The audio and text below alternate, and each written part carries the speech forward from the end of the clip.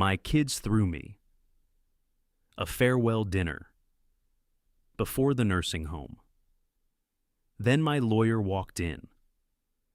There is a suitcase by the door. I want you to picture it because it's the first thing I saw every time I looked up from that table. And my children had set it there on purpose, packed and zipped and waiting, so that none of us could pretend this was anything but what it was. My whole life folded into one bag. Tomorrow morning, a van was coming to take me to a place called Sunnyside Manor, and the suitcase by the door was there to remind me, all through dinner, that it was already decided, already done, and that the smiling and the toasting was just the polite noise a family makes while it carries an old man out with the trash. My name is Sal, and for 50 years I fed this town. I ran a restaurant, Connie's, named for my wife. And there was a time when you could not get married in this county, or bury your mother, or celebrate an anniversary, or a christening, or a team's championship without the food coming from my kitchen. I have cooked for 4 generations of some families. I have stood at that stove on Christmas morning and New Year's Eve, and every ordinary Tuesday in between, for half a century, feeding people, because feeding people is the oldest way there is to say I love you, and I said it, plate after plate, for 50 years. And on the last night before my own children put me in a home, they sat me at the head of a table, in my own house, and threw me what they kept calling, with those warm, wet smiles, a farewell dinner. They toasted my new chapter. That was the phrase of the night. My son Dominic raised his glass and called it my new chapter, like I was starting college instead of ending my life. And my daughter Gina dabbed at her eyes and said how brave I was being, how graceful, and everyone murmured and clinked their glasses, and I sat there at the head of my own table, and I smiled and I thanked them. I thanked my children for their concern. I said the food was wonderful. They'd had it catered in my house, the house where I cooked 50 years of meals. They had it catered from a chain. And I said I was lucky to have kids who cared so much about my safety. I played the old man they needed me to be, the one who couldn't manage the stairs anymore, couldn't be trusted with the stove, couldn't keep the books, couldn't tell what day it was half the time. Poor Dad, it's for the best. I ate my catered dinner in my own dining room, and I let them believe every word of it. Now, if you had walked in halfway through that meal, you'd have seen exactly what they wanted you to see. A defeated old widower being gently, lovingly managed toward the exit by his devoted children. You'd have felt sorry for the whole sad, tender scene. And you'd have had it, every bit of it, exactly backwards. Because there was one thing at that table that my children did not know. One thing that turned the whole farewell dinner from a surrender into a stage. And it was this. I knew all of it. I knew where the money had gone. And I knew about the papers they had forged, and I knew about the developer already waiting to buy my building the day they got me out of it, and I knew that Sunnyside Manor's deposit had been paid with my own stolen money, and I knew, because I'd read it in their own words, that the farewell dinner was not a goodbye at all. It was a performance to keep me soft and docile and grateful, so that after dessert I'd sign one last paper without reading it, the paper that handed them everything, and go quietly into the van in the morning. They thought they were serving me my last supper in my own house. They did not know I had planned a course they weren't expecting, because here is what my children forgot. Sitting there toasting my new chapter with catered wine in my own glasses. They forgot who I am. They looked at a grieving old man in a cardigan, and they saw a soft target, a confused widower, a problem to be filed away at Sunnyside so the real business, the building, the money, the estate, could be carved up while he drooled in a day room. They forgot that this soft old man spent 50 years running a kitchen, and a kitchen is not a soft place. A kitchen will teach you things a boardroom never will. It teaches you to stay calm when everything's on fire. It teaches you that the loudest man on the line is usually the one who's behind. It teaches you to taste a thing and know instantly when something's gone rotten in it, no matter how much sauce you pour on top.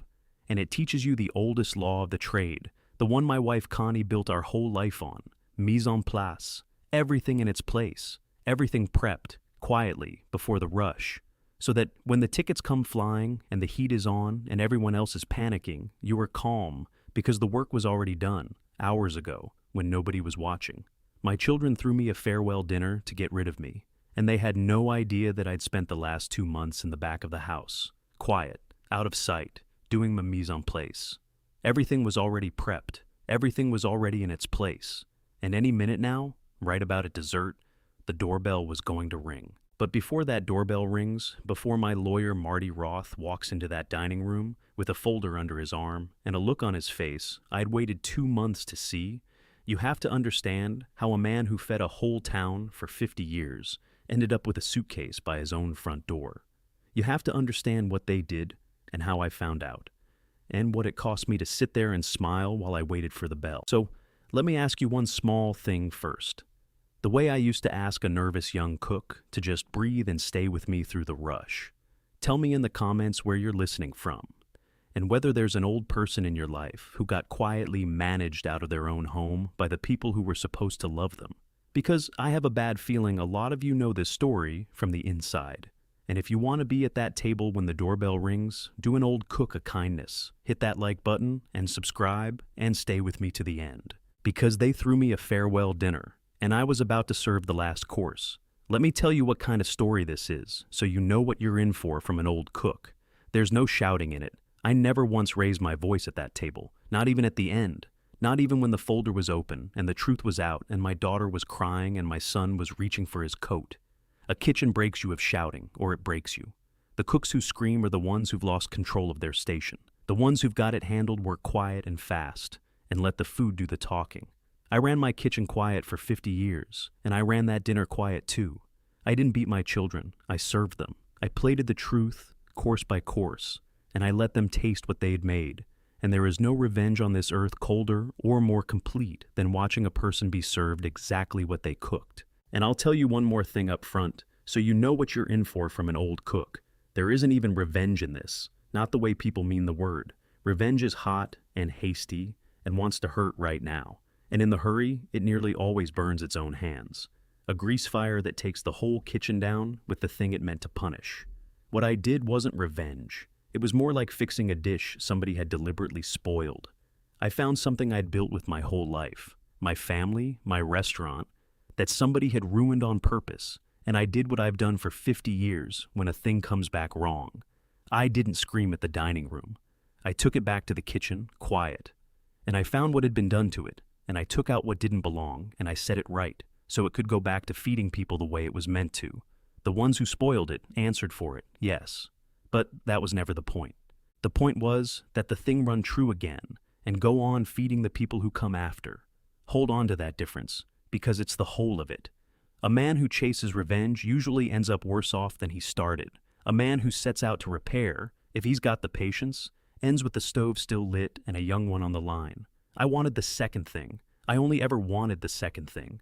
But to understand the meal I served that night, you have to go back to the thing that emptied me out enough for my own children to think they could get away with it. You have to understand, Connie, the house was too quiet without her, and a cook knows quiet the way other men know noise. A kitchen is the loudest, most alive place on earth. The roar of the burners, the clatter of the pass, the tickets printing, the whole hot, beautiful chaos of feeding people. And I came home from that every night for 50 years to Connie, who was the other half of the loud. And our house was never quiet a day of our marriage. She ran the front of the house and the books and the whole business side while I ran the kitchen. And at home, she never stopped moving, never stopped talking, never stopped filling the rooms the way she filled the dining room. Then the cancer came. They told us on a Tuesday, and I remember thinking, of all the stupid things, that Tuesday was our slow night, that I could be there, that at least it hadn't come on a Saturday. And it took her over about a year, a piece at a time, and it was neither fast nor merciful. And when she was gone, the house went silent, and I moved through it like a man walking through his own restaurant after close, all the lights off, all the heat gone out of the stoves, the loudest place in the world gone quiet as a tomb. Grief does a strange thing to time, and a cook should know time better than anybody, because our whole trade is timing, the 30 seconds that turn a perfect scallop into a rubber button, the exact moment a sauce breaks, the difference between rested and cold. But grief throws all your timing off.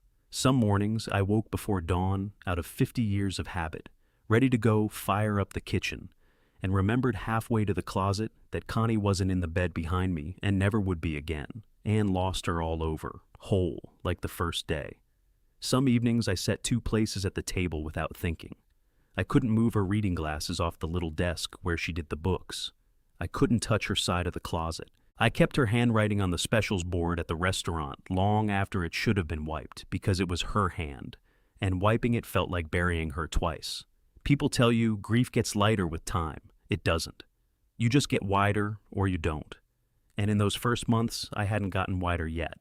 And my children watched me not manage it, and they made a calculation. They looked at a man too gutted to cook, too lost to fight, and they decided that grief had made me soft and workable and slow, and that the window was open, and that they had better climb through it before it closed. I'll give you one night so you understand the man they thought they were dealing with. It was maybe 3 months after the funeral, and I woke around 2 in the morning, the way I did every night then, reaching across the bed for Connie before I was even awake, and finding it cold, and losing her again. And I couldn't get back to sleep, so I went down to the kitchen in the dark, out of 50 years of habit. And without thinking, I put a pot of water on, because that's what I do. I cook when I don't know what else to do with myself. And then I stood there at the stove at 2 in the morning, with a pot of water coming to a boil, and nothing to put in it and nobody to feed. And I understood that there was nobody to feed anymore, that the whole engine of my life, get up, feed people, feed Connie, feed the town, had lost the one person it ran for. And I turned off the burner, and I sat down on the kitchen floor, an old man on his own kitchen floor in the dark, and I put my back against the cabinets and I said out loud to the empty house, "I don't know how to do this, Con. I don't know how to be here without you."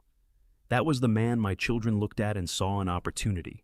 A man on the floor of his kitchen at 2 in the morning. And I understand, in a cold way, why they thought it would work. A man that broken looks finished. What they never understood, because they'd never loved anybody the way I loved their mother, is that a man who's already lost the one thing he couldn't bear to lose has run clean out of fear. There was nothing left they could threaten me with. The worst had already happened, on a slow Tuesday in a bright little room. Everything after that was just business. And here's the thing they got exactly wrong. The thing people who have never really loved anybody always get wrong. A broken heart doesn't make you blind, not forever. Sometimes it's the very thing that finally clears your eyes, once the first storm passes. And there's a harder truth underneath it, one they never factored in when they were pricing out Sunnyside and calling the developer. A man who has already buried the one person he couldn't live without has run clean out of fear. There was nothing left they could threaten me with. The worst thing that could ever happen to me had already happened on a slow Tuesday in a bright little room. Everything after that was just business. They were looking at a soft old widower who couldn't manage the stairs. The man at the head of that table, going quiet, going careful, doing his mise en place in the dark where nobody could see, was the most dangerous man in that house, and every one of them was too busy toasting to notice. Let me tell you about the restaurant and about Connie, because you can't understand what my children tried to take unless you understand what it cost to build and who really built it. Connie and I started with nothing, and I mean nothing. I came up the hard way, a dishwasher at 14, then a prep cook, then finally let near the line by an old chef named Doremus, who ran his kitchen like a warship, and taught me the trade with a wooden spoon across the knuckles when I got sloppy. What I had was hands and a palate and a willingness to work 18 hours and be grateful for it. What I did not have was the first idea how to run a business. Connie had that. Connie could make $1 do the work of 3 and still send it home smiling. When we married, we scraped together everything we had and everything we could borrow, and we opened a little place with 8 tables, and my name on nothing and her name on the door, because I insisted. I said, if we're betting everything, we're betting it on you. And I painted Connie's on that window myself, crooked, the C too big. And she laughed at it and made me leave it exactly that way. And it stayed crooked for 50 years, and people drove across the county for it. Those first years nearly killed us. There were nights we served 4 tables and cried after close. There was a winter the furnace went, and we cooked in our coats and told the customers it was atmosphere. There was the time a bigger place opened across town with a fancy chef and a fancy sign, and we thought we were finished, and I sat on an overturned bucket in the walk-in where nobody could see me and put my head in my hands. And Connie came and found me in the cold among the lettuce crates, and she crouched down and put her hand on the back of my neck. She had a way of putting her hand on the back of my neck that steadied the whole spinning world. And she said, "Sal, that man across town is selling a fancy sign. You're selling the thing people actually want, which is to be fed like somebody loves them. Nobody ever went broke loving people through their stomach. We'll be slow, and we'll be patient, and we'll outlast him." And we did. That fancy place was gone in 3 years. Connie's is still standing. We were always slow and patient, and we always outlasted, and it grew. The 8 tables became 40. We bought the building. After 20 years of renting, we finally bought the whole building on a corner that was nothing special then and is worth a small fortune now, because the neighborhood turned fashionable and young people pay real money to live where the old families used to just live. We put 2 more generations of this town's cooks through that kitchen. Half the chefs in the county learned to hold a knife at my pass, and Connie's became the place. The anniversaries, the wakes, the wedding rehearsal dinners, the graduations, the quiet table in the back where a young man proposed and the whole staff pretended not to watch. When something happened in a family in this town, good or terrible, they came to me to be fed through it, because that's what a real restaurant is. Not a business, a hearth, a place a whole community gathers around to mark that it's alive. For 50 years, I kept that fire lit. For 50 years, people trusted me to feed them at the biggest moments of their lives. And I never once, not one single service, sent out a plate I wasn't proud to put my wife's name over. That was my whole reputation. And my reputation was the restaurant. And the restaurant was Connie and me, coats in the walk-in and all, for 50 years. Let me tell you about one meal, because out of 50 years of them, it's the one I think of when I try to explain what a restaurant really is. A young couple in this town lost a child, a little boy, sick, gone before he ever should have been.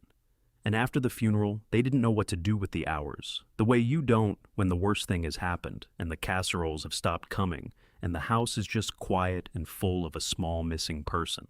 And late one night, near closing, they came and stood outside Connie's, not even sure why, and Connie saw them through the glass and unlocked the door and brought them in.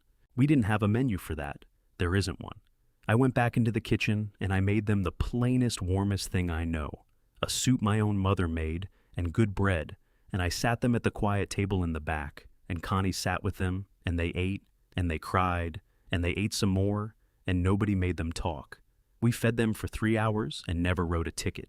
And years later, at Connie's own wake, that same couple, older now, gray, stood in the receiving line, and the man took my hand and couldn't get a word out.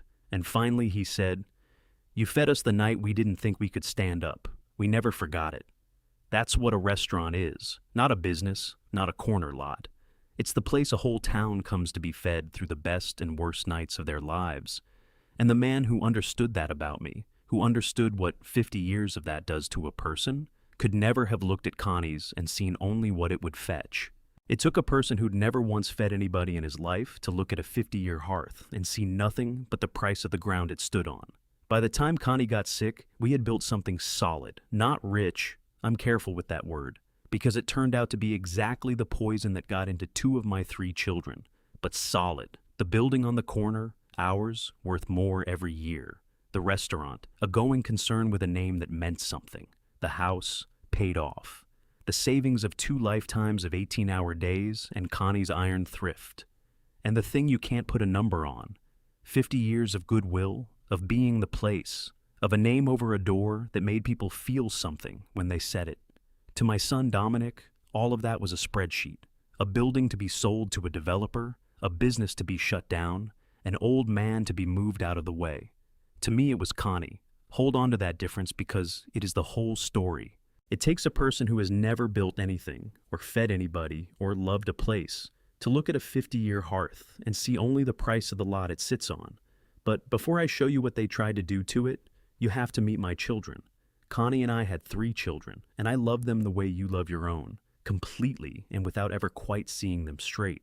2 of them are the reason there was a suitcase by my door. The 3rd is the reason I can tell this story at all. The oldest is Dominic, Dom, my son, and the engine of everything that happened. And I'll be fair to him because I'm his father and I helped make him. Dom was never a stupid man, and he wasn't born cruel. What Dom was hungry in a way that never got fed, no matter how much you put on his plate. Even as a boy, whatever Dom had, his eye was on the thing he didn't. He didn't want the restaurant. He made that clear early, with a curl of the lip at the aprons and the long hours. He wanted a bigger, cleaner, richer life than a man in a stained chef's coat could give him. And he went into real estate, into deals, into the world of men who don't make anything but money, and for a while, it looked like he'd made it. And then, the last few years, it started to come apart the way those things do, quietly, behind a nice suit and a nicer car. By the time his mother got sick, Dom was underwater and drowning in a way you couldn't see from the street. And he looked at his father's building on a corner that had turned to gold, and he could not leave it alone. That building could solve all of Dom's problems. There was only one thing standing on top of it: me. There was a moment, years before any of this, that I should have read for what it was, and didn't, because I still loved the boy I remembered. Dom was grown by then, doing well, or seeming to, and he came into Connie's one afternoon in a suit that cost more than I made in a week when I was his age, and he stood in the doorway of my kitchen, and looked at me in my stained coat at the range, and looked at the line, the young cook sweating, the whole hot, beautiful thing, and he wrinkled his nose the smallest bit and said, "Pop, I don't know how you still do this. All this grease and yelling. You could have sold this corner 10 years ago and been on a beach. All this grease and yelling." I wiped my hands and I said, mild, "And do what on the beach, Dominic?" And he laughed like I'd made a joke and clapped me on the shoulder and went to find his mother to ask her something about money. And Connie watched the whole thing from the front. And that night in bed, she said a thing I turn over all the time now. She said, "You hear what your son did today, Sal? He looked at the thing you built with your own 2 hands and your whole life, and all he could see was the sale price. He can't see the hearth. He's never once been able to see the hearth. A man who looks at everything you love and can only find the price tag. That man will one day look at you and find your price tag too. Watch him." Connie saw it before I did. She always saw the people before I did. I told her she was being hard on the boy. She was right. She was always right. The second is Gina, my daughter. And Gina's trouble was different from Dom's, but it rhymed. Gina spent her life keeping score.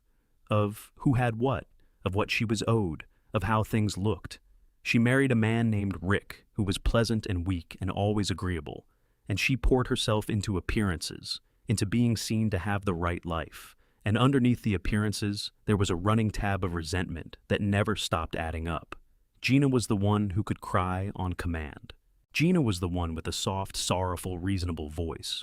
The one who could say the cruelest thing wrapped in so much concern that you'd thank her for it. Dom was the engine, but Dom was too impatient, too obviously grabbing, to run the con on me himself. Gina was the mask Dom wore. Gina did the part that needed tears.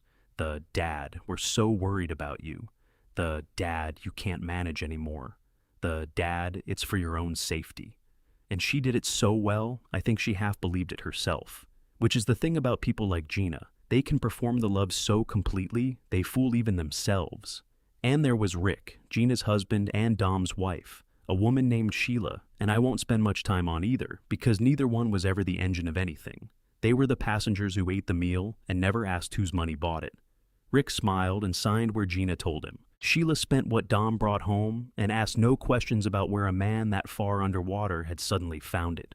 There's a guilt in that too, the guilt of the ones who benefit and look away. But they weren't the ones who took my hands and lied to my face. That was my own 2 children. My 3rd child is Angela, Angie. And here I have to tell you the part I'm ashamed of, because this part is my fault, and it's the wound Dom and Gina used.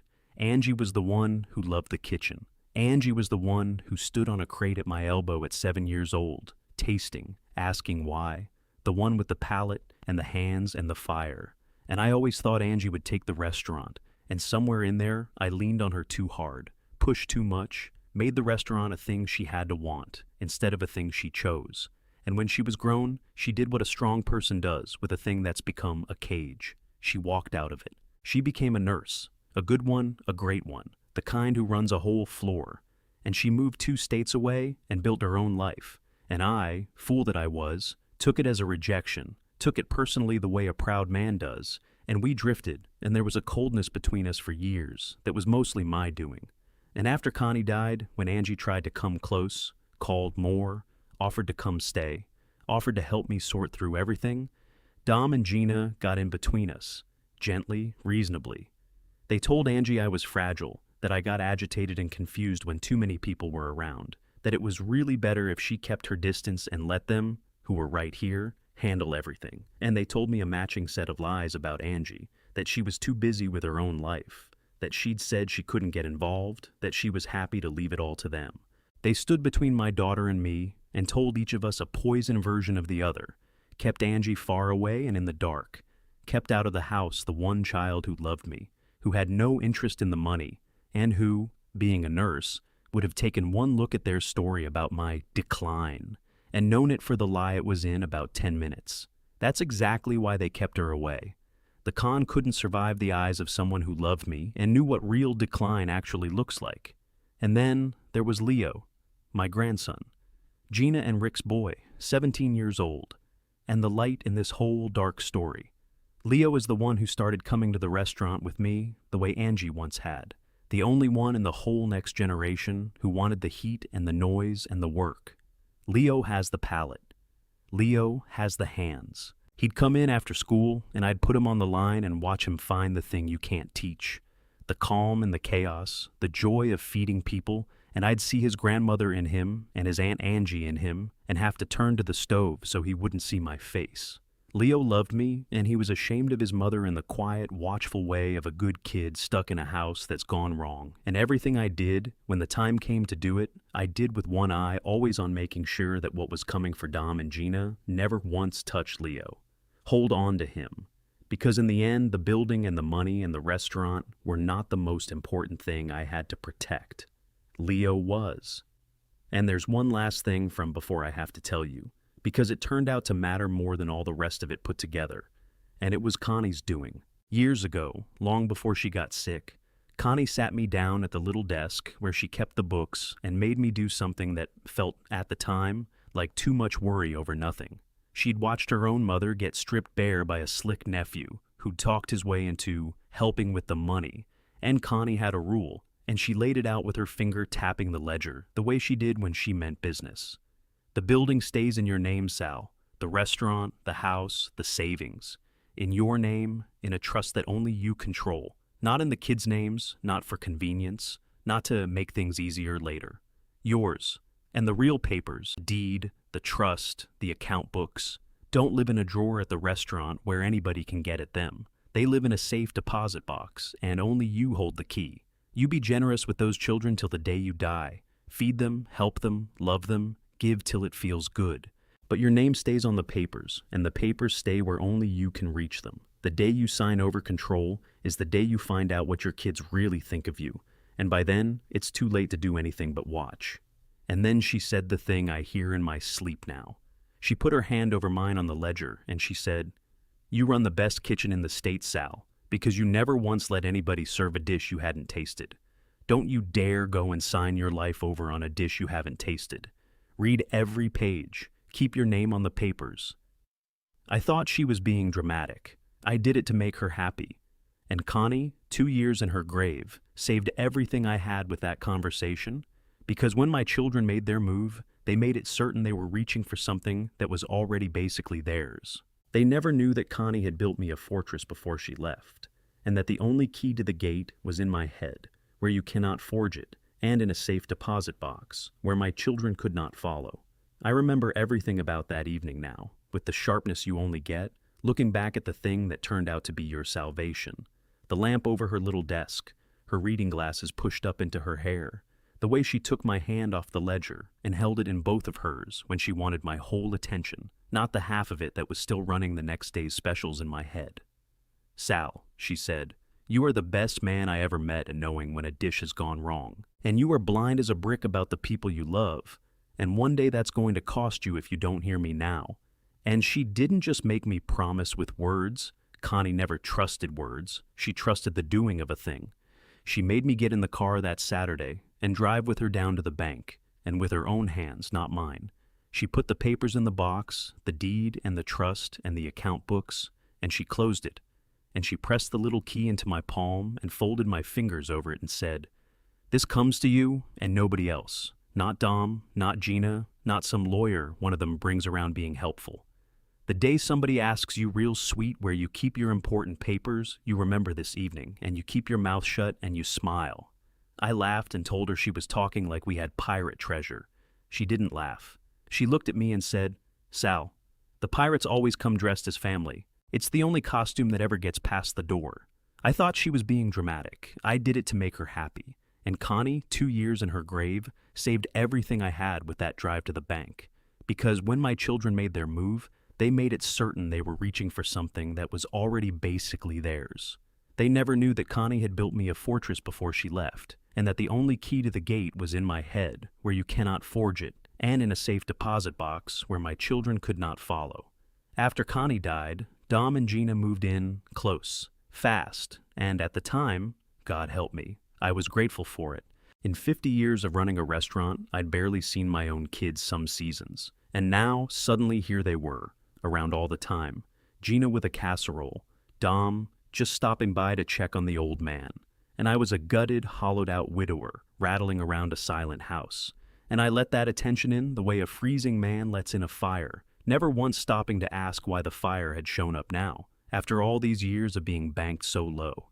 It started with the restaurant because that's where the money was.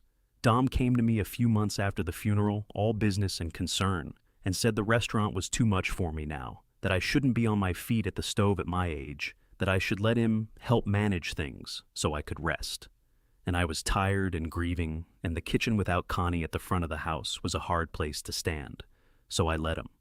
I let my son start helping manage the restaurant. I gave him access, signed him onto things, trusted him the way you trust your own boy, and told myself it was a blessing to have a child step up.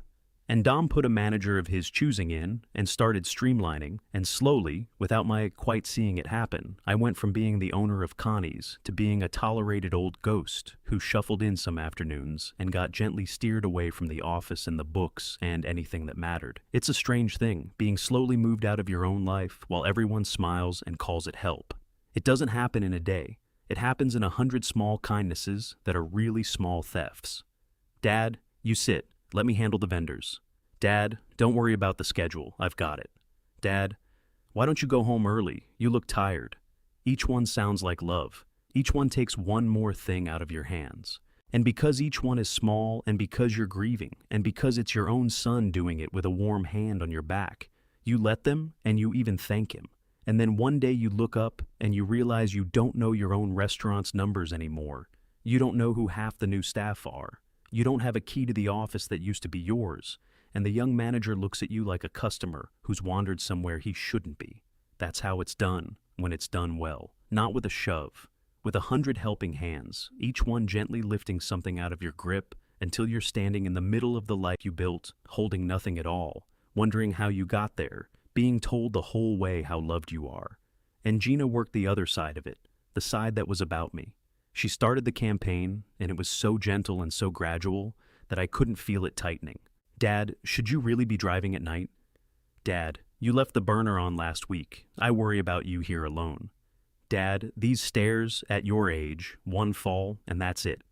She planted the word alone like a seed and watered it every visit. She'd tell me, so sorrowfully, about friends' parents who'd had a fall, who'd left the stove on and nearly burned the house down, who'd gotten confused and wandered off, building a world in my kitchen where an old man alone was a disaster waiting to happen, and where the only loving, responsible thing was to be somewhere safe, somewhere with people to look after you.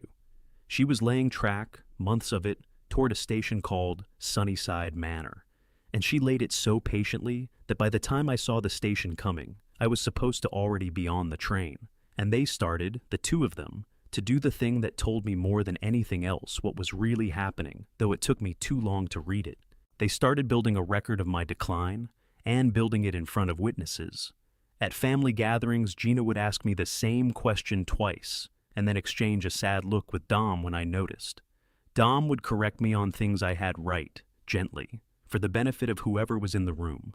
No, Dad, remember, we talked about this, when we had not. They'd tell stories about me getting confused, getting lost, forgetting, some exaggerated, some invented whole, and they'd tell them warmly, with such worry, to aunts and cousins and old friends, so that a version of me was taking shape in the town's mind. A poor, declining old Sal, who wasn't really himself since Connie passed, who couldn't manage, who needed to be looked after. I didn't understand yet that they weren't gossiping. They were building a file.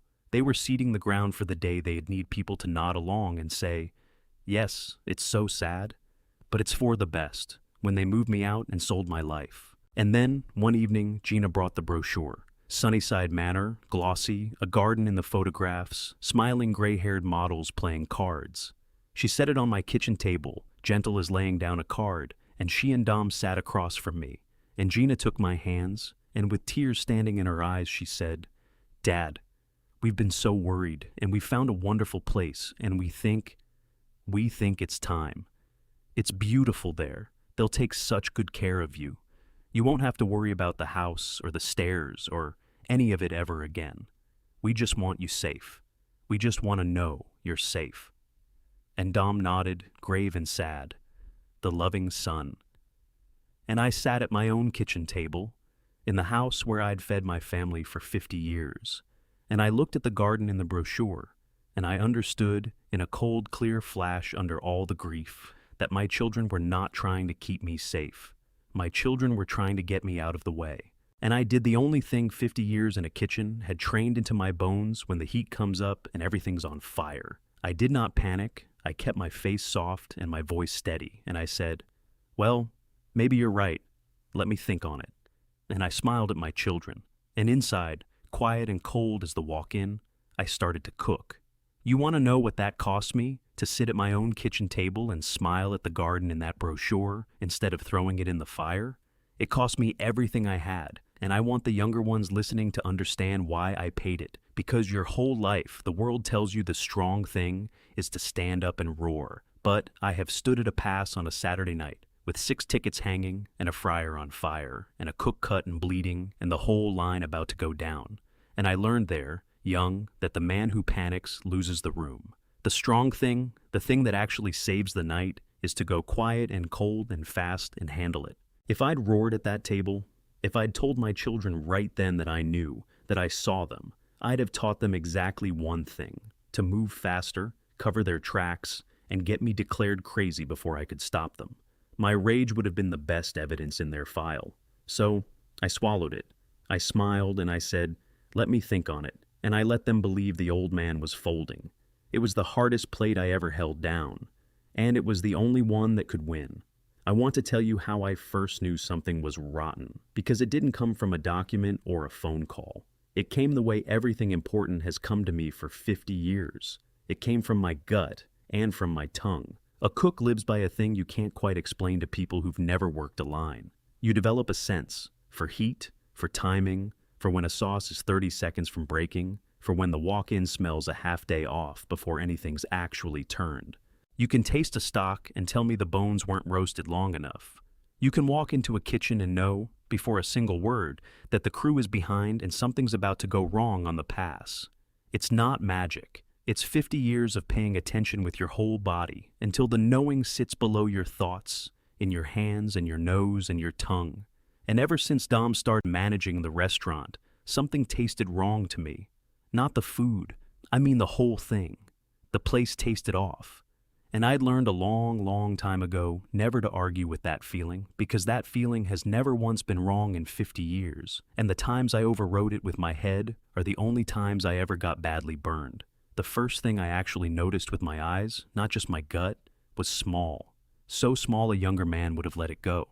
The specials board. For 50 years, Connie wrote the specials on that board in her own hand. And after she died, I left them there, her handwriting, because wiping it felt like burying her twice. And one afternoon, I came in and the board had been wiped and redone in Dom's manager's blocky print. "To look more professional," Dom said when I asked, gentle, like he was doing me a kindness. And it was a little thing, a nothing thing, and it made the hair stand up on my arms, because I understood in that moment that these were people who would wipe away anything. My wife's hand, my name, my whole 50 years. The second it was in the way of what they wanted, and never once feel it. You can tell everything about a person by what they're willing to erase. I started paying closer attention after the specials board. A man who will wipe a dead woman's handwriting off a board to look professional will do a great deal more than that when he thinks no one's tasting. So I started quietly to pay attention, to pay. And the first person who confirmed it for me was Manny. Manny had been my sous chef for 40 years. 40 years at my right hand, through every service, every Christmas, every disaster. A man more like a brother than an employee. A man who'd carried me through the year Connie was dying by quietly running the kitchen so I could be at the hospital. Manny wasn't family by blood, which turned out to matter, because it meant Dom and Gina never thought to watch him. In their minds, the staff were furniture, and Manny was just the old cook who'd always been there. But Manny had eyes, and Manny loved me.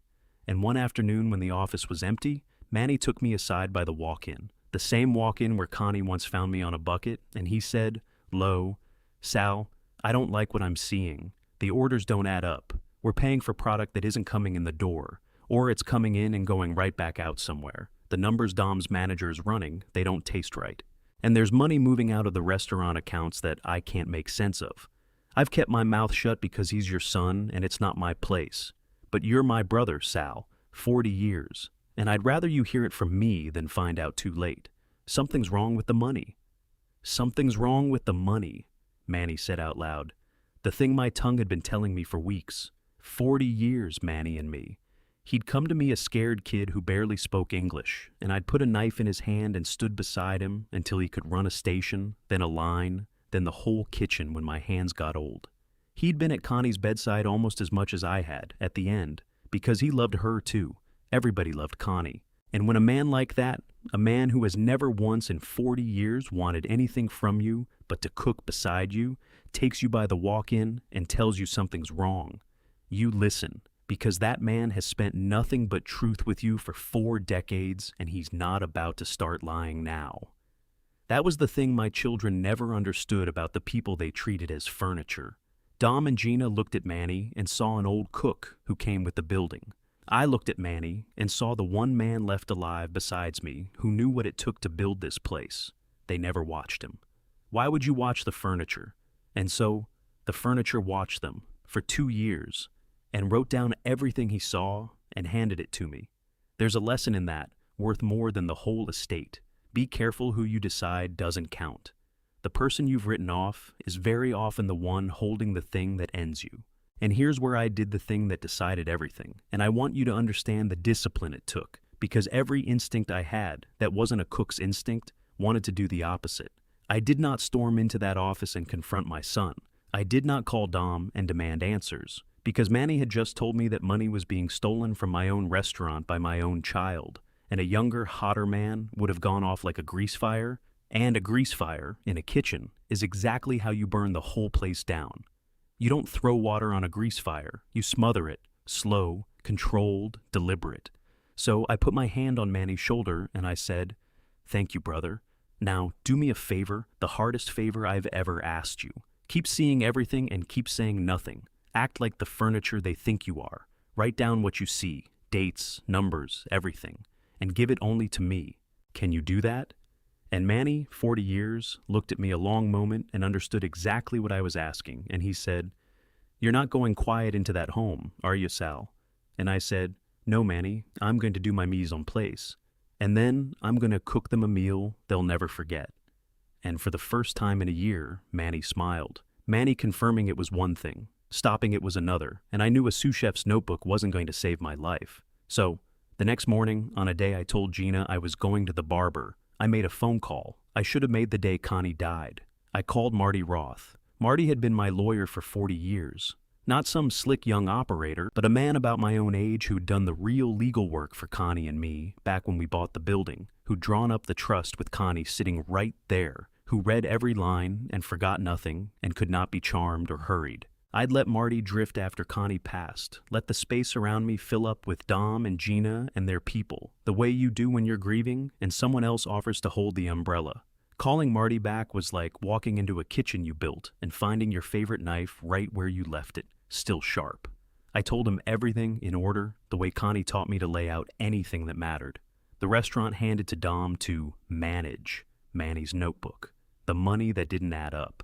The decline they were performing in front of witnesses, the Sunnyside brochure, and Marty listened, quiet. And when I was done, he was quiet a little longer. And then he said something I've turned over ever since. "Sal, I'm going to tell you this as your lawyer, and as a man who ate at your restaurant for 40 years. What they're doing has a name, several names: financial exploitation of an elder, theft, fraud. And if they've forged anything, and I'd bet my license they have, or they will, forgery on top of it. But that's not the part that scares me. The part that scares me is the brochure and the show they're putting on about your mind. Because a nursing home isn't the end of their plan, Sal. It's the tool. You don't build a careful record of an old man's decline and put him somewhere safe out of love. You do it to get control, legal, permanent control. They'll want you where you can't interfere, and then they'll go to a court and try to have you declared incompetent and get themselves named your guardians, and once they are your legal guardians, they can do anything. Sell the restaurant, sell the building, sell the house, and there's not a thing you can do about it, because on paper, you won't be a person who can do things anymore. The poor, confused dad story? That's not gossip. That's the foundation of a guardianship petition. So, you listen to me now. And his voice went flat and hard, the voice of a man rolling up his sleeves for the fight of his life. Don't sign anything, not one paper. Don't let them see you're awake. Keep being the sad, agreeable old man they need. And let me start pulling this apart. But first, Sal, everything depends on this one question.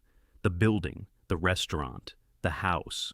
Whose name are they in? And where are the real papers? And standing at the payphone outside the barber shop with the receiver against my ear, I felt the whole thing turn over in the dark, and I almost laughed, and it came out closer to a sob. In my name, I said. All of it. The building, the restaurant, the house. In a trust only I control. And the originals are in a safe deposit box only I can open. Connie made me do it, years ago. She said, "Keep my name on the papers." There was a silence on the line, and then I heard Marty Roth let out a long, slow breath, and when he spoke, his voice had changed. "Sal," he said quietly, "Connie saved your life, and she's been gone 2 years. If those assets are in your name in a trust you control, and the originals are where only you can reach them, then your children can steal every dollar of loose cash they can get their hands on, which is a crime, and we'll nail them for it. But they cannot sell that building. They cannot touch the trust. The only way they get any of it is to have you declared incompetent and take you over legally. And that's, Sal, that we can stop cold because you are not incompetent. You are sharper than the 3 of us put together, and we can prove it. But we have to find out everything they've already done, and we have to do it in total silence, because the second they realize the old man is awake, they'll move faster than we can catch them. And I stood there outside the barber shop, an old man at a payphone, and I felt something I hadn't felt since Connie died, come back up out of the cold and catch, like a pilot light finding gas. "All right, Marty," I said, "but I don't just want to stop them. I want the whole thing. The money, the plan, the papers, all of it, laid out on a table where everybody can see it, where no one can ever call it a confused old man's imagination. I've fed this town the truth on a plate for 50 years. I'd like to plate this one too. And Marty, there's one more thing, my daughter Angie. Angie's a nurse. They've kept her away from me with lies, told her I don't want her around, told me she can't be bothered. I need a way to reach my daughter that doesn't go through the 2 who are robbing me." And Marty Roth was quiet a moment, and then he said, "Sal, that's the best idea you've had yet. A nurse who loves you and knows exactly what real decline looks like is worth 10 lawyers when they try to sell a judge on your dementia. Let's get your daughter back. Let's get all of it back. Let's cook." I called Angie that night from the restaurant office after close, on Manny's phone so it wouldn't show up anywhere Dom or Gina could see. It was the hardest call I'd made since the one to the funeral home for Connie, and harder in a way because that call was about a loss already finished. And this one might tell me I'd lost my daughter too, through my own stubborn fault. She answered wary, that careful, flat tone we'd both worn for years, the sound of 2 proud people who love each other across a gap, one of them Doug. And I didn't give her the speech I'd rehearsed. I just told her the truth, plain, the way Connie taught me. I said, "Angie, for 2 years I've been told you couldn't be bothered with me, that you had your own life and didn't want to be involved. And I believed it, because I was grieving and it was easier than fighting for you. And because I was still nursing a hurt from years ago, that was mine, not yours. I've found out it isn't true. Your brother and sister told me one thing and told you another, and kept us apart on purpose, because they've got their hands in things they can't let you see. They kept you away from me, Angie. You didn't abandon your old man. Somebody talked you out of the room, and I'm calling to say I know now, and I'm sorry for that and for years ago, for making the restaurant a wall between us when it should have been a table. I need my daughter, I don't need the nurse or the help, not first. First, I just need my girl to know her father never stopped wanting her. There was a silence so long, I thought the line had died. And then I heard Angie, my strong, fierce Angie who ran a whole hospital floor and didn't cry, start to cry. The deep kind. The kind of a person who's been carrying a stone for 2 years and just felt somebody lift it. They told me you were angry, she said. They told me you got upset when I called, that it was better for you if I stayed away. I stopped pushing because I thought I was hurting you. Dad, I thought I was staying gone for your sake. And that broke the last of the ice between us, and we cried together on the phone, my daughter and I, 2 states apart. And it was the true beginning of the mending. And then, because she's Connie's girl to the marrow, she stopped crying and her voice changed and got sharp and cool and clinical, and she said, "Okay, tell me everything. From the start. And Dad, this decline they've been selling. I want every detail of what they've claimed and who they've claimed it to. Because I've spent 20 years watching families do this to old people who were perfectly fine, and I know exactly how the trick works, and I know exactly how to take it apart. And I heard my daughter, 2 years lost and 1 phone call found, start to think like the nurse who'd caught 100 of these, and I thought they should never, ever have let this one out of the room. Angie couldn't come running that week without tipping them off, so we did it carefully. Phone calls after close, a quiet plan. But she was in it now, all the way, and having her back was worth more to me than the building and every dollar under it. And with Marty, over the next weeks, I built the rest of the team. Marty brought in a forensic accountant, a patient, unhurried man named Bernie Katz, who did this work for courts and lawyers and could make a set of books confess things they didn't know they knew. Manny fed Bernie the restaurant's real numbers from the inside. Marty also brought in an investigator, a retired detective named Ed Kaminsky, who'd spent his last years on the job working elder fraud, a heavy, quiet man with tired eyes and a way of going silent that made guilty people talk. And through it all, I kept my own eyes and ears open in the one place my children never thought to guard, the restaurant floor, the kitchen, the staff who'd been loyal to me for decades and who my children treated like fixtures, and who saw everything. The first time Ed Kaminsky and I sat down in the back booth at Connie's after close with the chairs up on the tables, I told him I wanted all of it, and I slid a check across the table with the amount left blank. He looked at it, folded it once, put it in his pocket without filling in a number, and said, "Mr. Marino, before I take $1 off you, I'll talk straight, because you look like a man who'd rather have it straight. When it's a stranger doing this to an old person, it's a case. I work it, I close it, I sleep fine. When it's the man's own kids, it's a different animal, and winning it doesn't stop it from hurting. I've watched tough old men come apart at the end of one of these, right when they ought to be celebrating, because what we dug up was worse than not knowing. So, I have to ask you before we start, are you sure you want to see all of it, everything your children have done? I thought about the suitcase they'd want to pack, and the garden in the brochure, and Manny's face by the walk-in. And I thought about Connie with her hand on the ledger, telling me to keep my name on the papers. And I thought about Leo on the line, finding the calm in the chaos, his grandmother's hands. And I said, "Mr. Kaminsky, my children want to feed me to a nursing home and sell my wife's name off the front of a building. I spent 50 years feeding this town, and I can taste when something's gone rotten, no matter how much sauce is on it. No, I'm not afraid of what's inside my own kids. Open it up, all of it, every course." He nodded slow, and something behind those tired eyes sharpened, and he said, "Then give me a few weeks, and Mr. Marino, keep being the sad old man who's going to Sunnyside. It's the best cover we've got." And I kept being the sad old man who was going to Sunnyside all that autumn, and I'll tell you plainly, it was the hardest service of my life. Do you know what it costs a proud man? A man who ran the best kitchen in the state, who fed governors and garbage men with the same care, to sit at his own table and be talked over, and take it, with the truth sitting in a folder in the next room. To hear my own daughter tell a cousin in that sorrowful voice how hard it was watching Dad slip, and to nod along, vague and confused, right on cue. To let my son steer me away from the office of my own restaurant like I was a lost customer. To take Gina's arm on the stairs I'd climbed 10,000 times and let her murmur about how we had to be so careful now. I bit through my own pride 100 times that autumn. Do you want to know the hardest single moment? It wasn't being steered away from my own office or talked about in the third person. It was a night Gina brought a friend of hers by the house, a woman I'd never met, and introduced me, in my own living room under the photos of 50 years of my life, as, my dad. He's really gone downhill since we lost Mom, but he's sweet, and patted my hand the way you pat a dog, and the friend gave me that soft, pitying, sorry for you smile. And I sat there, and I smiled back, vague and agreeable, and let a stranger walk out of my house, believing I was a hollowed-out old fool.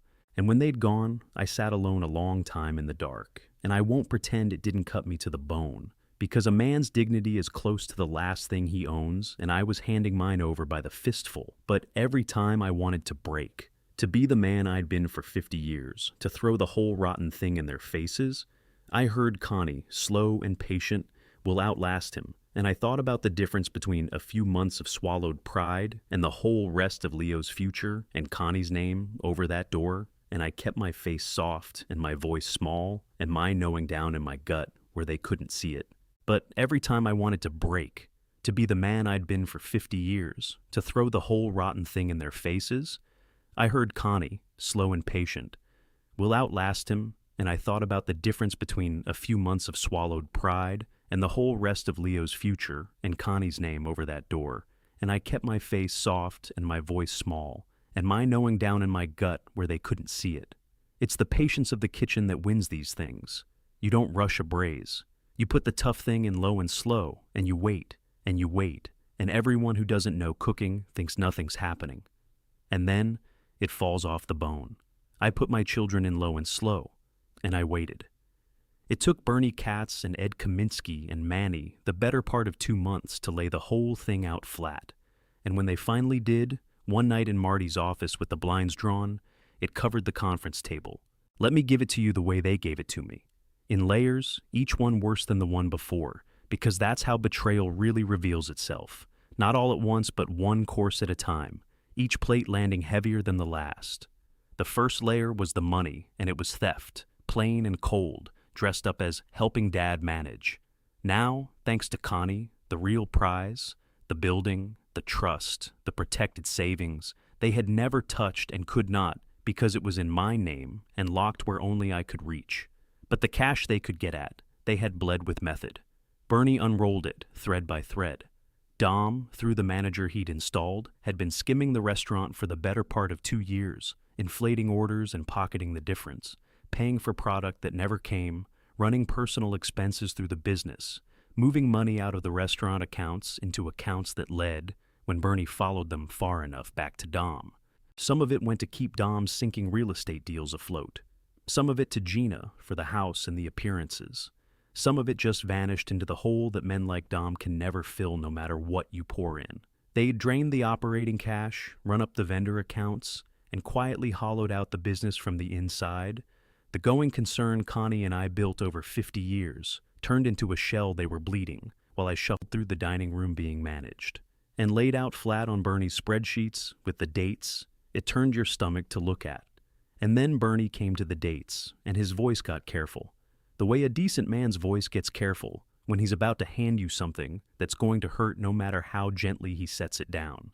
Because the first movements, the first quiet skims, the first test transfers off the accounts Dom had wormed onto, didn't start after Connie died. They started before. They started the week of her diagnosis. That Tuesday, our slow night. That same week, while I was learning to count my wife's breaths, my son had looked at his mother's death sentence and heard a starting gun, and he had begun, small, careful, testing how much he could take and whether anyone would notice. While his mother was dying and his father was breaking, Dominic was measuring the property. There is a cold in a person that runs deeper than any hatred, and I had the proof of it in front of me, dated in Bernie Katz's neat hand, and it aged me 10 years in an hour. I sat with that a long time. Nobody in the room said a word. They let me sit in it. And when I could talk, I said, "All right, that's the money. But the money was never the whole plan, was it? The money was just what they could grab while they set up the real thing. Show me the real thing. Show me what they meant to do with me and with the building." And Ed Kaminsky, quiet in the corner, leaned forward, opened a second folder, and said, This is where it gets bad, Mr. Marino, because the money's just the appetizer. What they've really been building is a way to take all of it, and to put you somewhere you can't stop them, and they're almost done building it. The second layer was the plan, and this is where it stopped being simple greed and became a machine. A patient, ugly, step-by-step design to take everything Connie and I built and file me away in a garden with a brochure. Ed laid it out in order. Dom was drowning, and the building on the corner was the life raft. Sell it to a developer, and every one of Dom's problems disappeared, with plenty left over for Gina to keep up her appearances. But the building wasn't Dom's to sell, and the cash they could skim was a trickle next to the flood they wanted, and every dollar of it could be traced, as they were about to learn. What they needed was the whole thing, legally, permanently, with no old man in the way. And there was only one road to that, and they were far down it. The plan had 3 moves, and Ed had documented all 3. First move, get me out of the house and into Sunnyside Manor, where I'd be isolated, dependent, cut off from Manny and the restaurant, and anyone loyal, easy to control and easy to discredit. Second move, a guardianship. Through a lawyer of Dom's, they were preparing to petition a court to declare me incompetent to manage my own affairs and appoint themselves my guardians. And to do that, they needed proof of my decline, which is what the whole 2-year performance had been for. Every stage forgetting at a family dinner, every poor dad told to a cousin, every worried remark to the neighbors, all of it was evidence, manufactured and seeded for the day they stood before a judge and said, "Our father cannot care for himself. Look, he's already in a home. Here's a doctor's note. Please put us in charge." And they had the doctor, a Dr. Feltz, an acquaintance of Dom's, willing to sign a soft hedging note about cognitive decline, based not on any real examination of me, but on what Dom and Gina told him, a signature for hire dressed up as medicine. Third move, once the guardianship was theirs, sell. Ed had found that Dom had already been in talks with a developer. There was already a buyer circling the building, already a number discussed, contingent on Dom being able to deliver clear title, which he could only do as my guardian. Sell the building. Close the restaurant, 50 years of Connie's name, dark. Sell the house. And leave me at Sunnyside, paid for out of my own stolen money, wrapped in the language of love. He's safer there. It's what's best for Dad. We did it because we love him. The exact same words used to make more old people disappear than any of us will ever know. 3 moves. My money, my life's work, and me.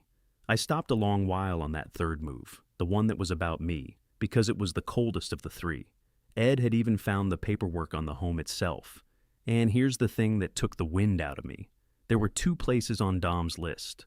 A nice one, close, near where Angie could have visited if she'd been allowed to, with real staff and a real garden, not just a garden in a brochure. And Sunnyside, cheaper, 2 counties over, farther from anyone who loved me. And they'd picked Sunnyside, not because it was better for me, because it was cheaper and farther and left more money on the table to split, and put me somewhere nobody would happen by and notice the old man was sharper than the story said. Do you understand what that means?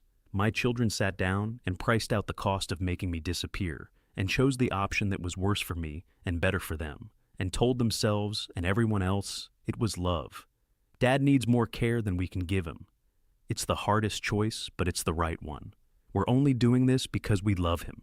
The same words, the very same, that every year send tens of thousands of old people who were doing just fine into a room with a brochure, whose only crime was owning something somebody wanted before their time. I sat in Marty's office looking at the 2 brochures, the nice one they didn't pick and the cheap one they did, and I thought, they've already chosen the room I'm supposed to die in, and they chose it to save $1. It changes a man, knowing a thing like that. It doesn't fill you with rage, not at first.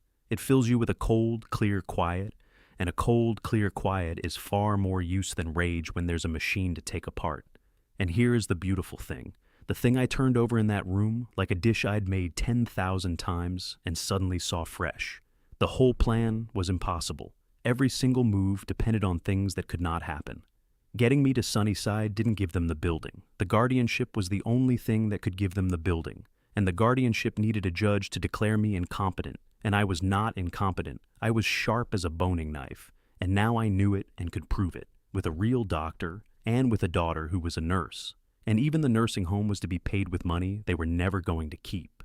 My children had built a 3-move machine to take everything, and not one of the 3 moves could actually work. And the reason was that a woman 2 years in her grave had sat me down at a little desk and made me keep my name on the papers. They were throwing themselves against a locked door, harder and crueler every month, right up to packing a suitcase for me, never once understanding that the door wasn't stuck. It was locked, and an old cook had the key. I sat with that a long time in Marty's office, and the more I looked at it, the more it had a kind of terrible, almost funny beauty to it. Picture it. 2 people spend 2 years building the perfect theft. They study the mark, their own father. They isolate him. They grind him down. They stage his forgetting in front of witnesses. They buy a doctor. They forge a deed. They line up a developer, a home, a whole machine. Piece by patient ugly piece, sure of every gear. And they never once notice, not in 2 years, that the entire thing is spinning in empty air, because the central part, the part the whole machine turns on, isn't there. They never had it. The key was never in the lock. My children had built a magnificent tool to open a door that wasn't ajar, the way they believed, but bricked shut, with my name carved on every brick. Every dollar they skimmed, every paper the lawyer drew up, every sad remark about my memory dropped at a family dinner. All of it work poured into a pot with a hole in the bottom because Connie, years before, with her finger on the ledger, had already closed the door and put the key where they'd never reach, in her husband's head, where you can't forge it, and in a safe deposit box, where her children couldn't follow. And the last thing that stays with me is this. While I was learning all of it, they were still out there, sure they'd nearly won, pushing harder and harder against a wall they believed was a door. There is nothing more dangerous than a person certain they're winning a game they've already lost, and there is nothing more useful to the one who's waiting. But Ed wasn't finished, and the last things he put on the table were the 2 that took the air out of the room, and they turned this from a family disgrace into a stack of felonies. Because Dom and his lawyer, impatient, unwilling to wait for a slow old man to sign, had already started forging. Ed had found a document, filed, purporting to transfer an interest in the building, with my signature on it, and I had never signed it. Traced most likely off something real, but forged, my name forged on a paper meant to peel my life's work away from me. And the second thing was the shape of the whole scheme laid bare, the farewell dinner itself. Because Ed and Manny between them had learned that the farewell dinner, the night before Sunnyside, wasn't a sad little send-off. It was the final move. There was one more paper they needed me to sign willingly in front of family, so no one could ever challenge it. And the whole warm, weepy, catered farewell dinner was staged to get me soft and grateful and off my guard so that somewhere around dessert, Gina could slide it in front of me with tears in her eyes and I'd sign it without reading. The loving old man giving his blessing and go quietly into the van at dawn. And Ed Kaminsky, 20 years on elder fraud, listed the crimes for me one by their right names. Financial exploitation of a vulnerable elder, theft, fraud, forgery, and the attempt to strip a competent man of his freedom through a false guardianship. And then he said, "Mr. Marino, this stopped being about getting your money back a while ago. These are serious crimes, several of them. It's time we brought in somebody with a badge." There was one more thing Ed found, and he brought it to me the way a decent man brings you the worst thing, quietly, apart from the others, because some things have to land in private. It was the kid's own words. There were messages. A group thread between Dom and Gina, and some between Dom and Sheila, and Ed had them through channels I didn't ask about, and the law later got its own proper way. And I am not going to read you all of them, because a father has some pride left even at the bottom of a thing like this. I'll read you the ones I carried folded in my shirt pocket, over my heart, all the way to the farewell dinner. My son wrote to my daughter, "Relax, once he's at Sunnyside, the building sells and we're clear. He won't know the difference. Half the time, he can't tell what day it is anyway. And Feltz will sign whatever we need. Just get him through the dinner and get the last signature. Smile, cry, whatever it takes. He's so desperate for us to love him, he'll sign anything you put in front of him." And Gina wrote back, my Gina, who cried so beautifully on command. "I know, it's honestly kind of sad how easy he is now. But he's had his whole life, Dom. He had the restaurant, he had Mom, he had all of it. It's our turn. We're not doing anything wrong, we're just getting what should be ours a little early. He'd want us to have it. And then the line that ended in my head, whatever was left of the hope that I had misread my own children.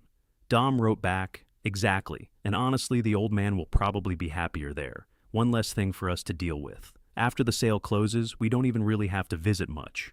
One less thing for us to deal with. After the sale closes, we don't even really have to visit much," in their own words. About the man who taught them to ride bikes and stood at a stove for 50 years, so they'd never want for anything. I sat with that a long time in Marty's office, and I'll tell you honestly what I felt, because it wasn't what you'd expect. And I want to sit on one part of it, because it's the coldest thing in the whole business, and it told me exactly what my two children had become. It was the performance, not the greed. Greed is old and human. People do terrible things when they're drowning, and I might understand a moment of it. It was that they had rehearsed the love. Gina crying on command, Dom's warm speeches. Mom would be proud. 2 years of it, refined, repeated, a whole show of devotion built plank by plank for the single purpose of getting an old man to sign without reading. And in those texts, you could see the show from backstage. See them coaching each other on it, smile, cry, whatever it takes. See that the tenderness they'd been feeding me was a tool they picked up and set down, and that behind it, there was nothing for me at all but the sum I was worth once I was out of the way. That's a cold that goes past hatred, because hatred at least means you still register as a person worth hating, to be performed at for 2 years by your own children, to have your desperate hope for their love used as the exact lever to move you.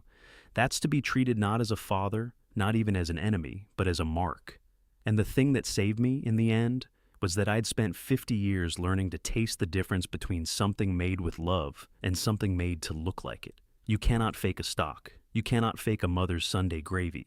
And you cannot, it turns out, fake loving your father, not to a man who spent his whole life feeding people love off a plate and knows exactly what the real thing tastes like. I'd tasted the fake a long time before those texts. The text just wrote it down. First, God help me.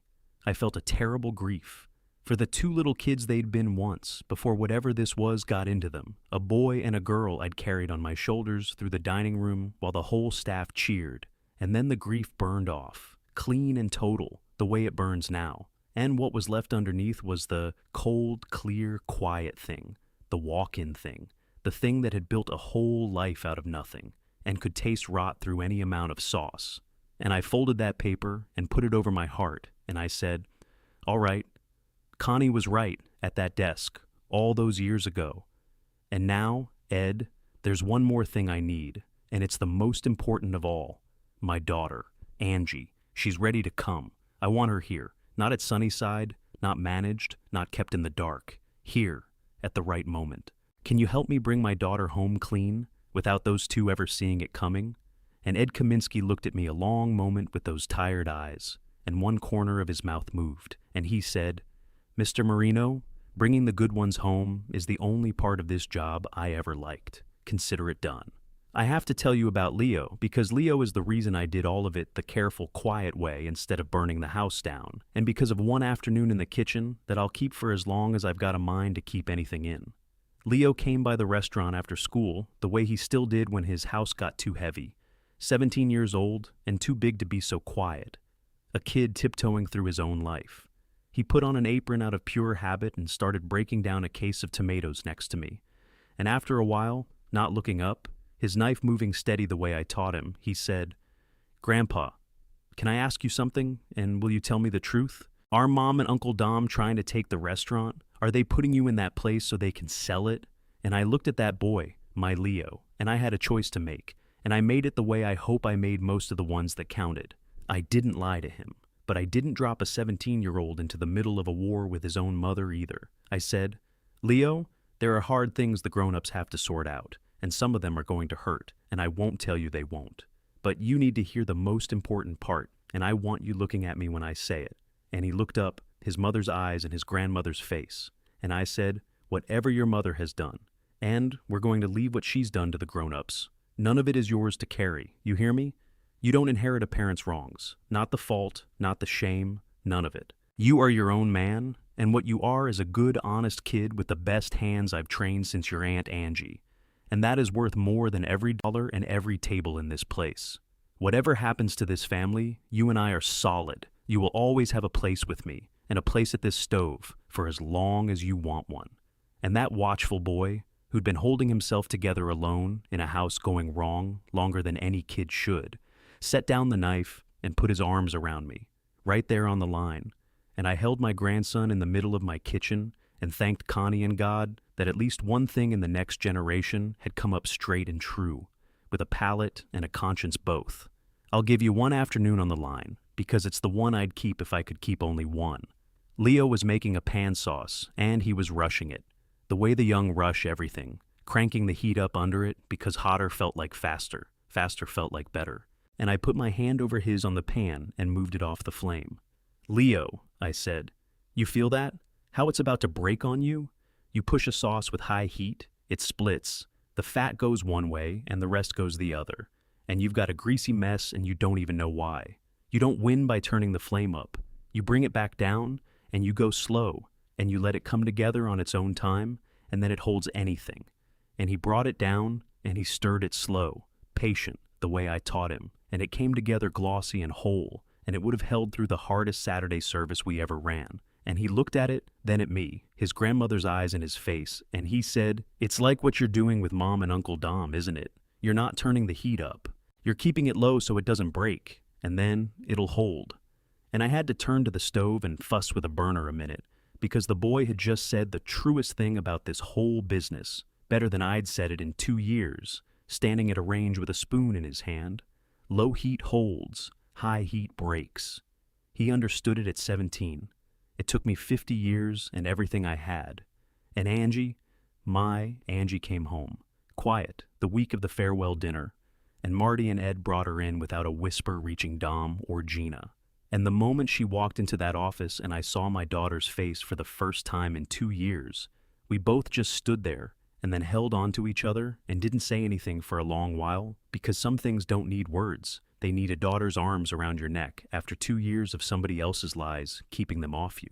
We worked late that first night she was back. At some point, Marty and Ed had gone home, and it was just the two of us in the closed restaurant, at a back table with the chairs down, Bernie's spreadsheets and Ed's folders spread out under the one light I'd left on, 2 coffees gone cold. And at some point, Angie set down her pen and rubbed her face with both hands and said, not looking at me, "Dad, when I left, when I said I didn't want the restaurant and I moved away, and you got that look, like I'd spit on everything you built. I've carried that look for 20 years.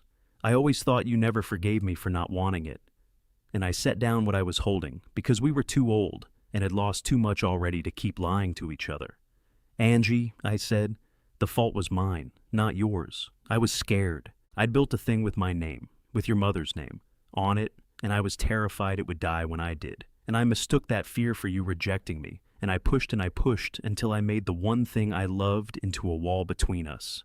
You didn't turn your back on anything. You went and became exactly who you were supposed to be. You run a whole floor. You save people's lives.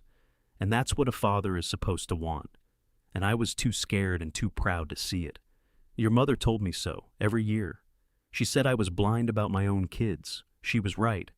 It took me 2 years of grief and my own son packing me a suitcase to open my eyes. But they're open. And the woman sitting across from me tonight is the best thing I ever helped make, and I don't deserve her. And I'm sorry." And Angie, my strong, fierce Angie who didn't cry, reached her hand across all those papers and put it over mine, the way her mother used to. And neither of us said anything for a while, because some things don't need words. They just need a hand over yours at a back table in a dark restaurant after too many years lost. And then Angie sat down and got clinical, and it was a thing of beauty to watch. She took Dr. Feltz's soft hedging note about my cognitive decline, and she read it the way she'd read a chart, and she started laughing, not a happy laugh, a professional's disgusted laugh. "Dad, this is nothing. This is garbage. There's no cognitive testing in here, no mini-mental, no functional assessment, no baseline. This is a man who never examined you writing down feelings based on what Dom fed him. Any honest geriatric specialist will tear this apart in 5 minutes. You know what we're going to do? We're going to get you the real thing, a full workup, from someone who can't be bought, documented 6 ways from Sunday.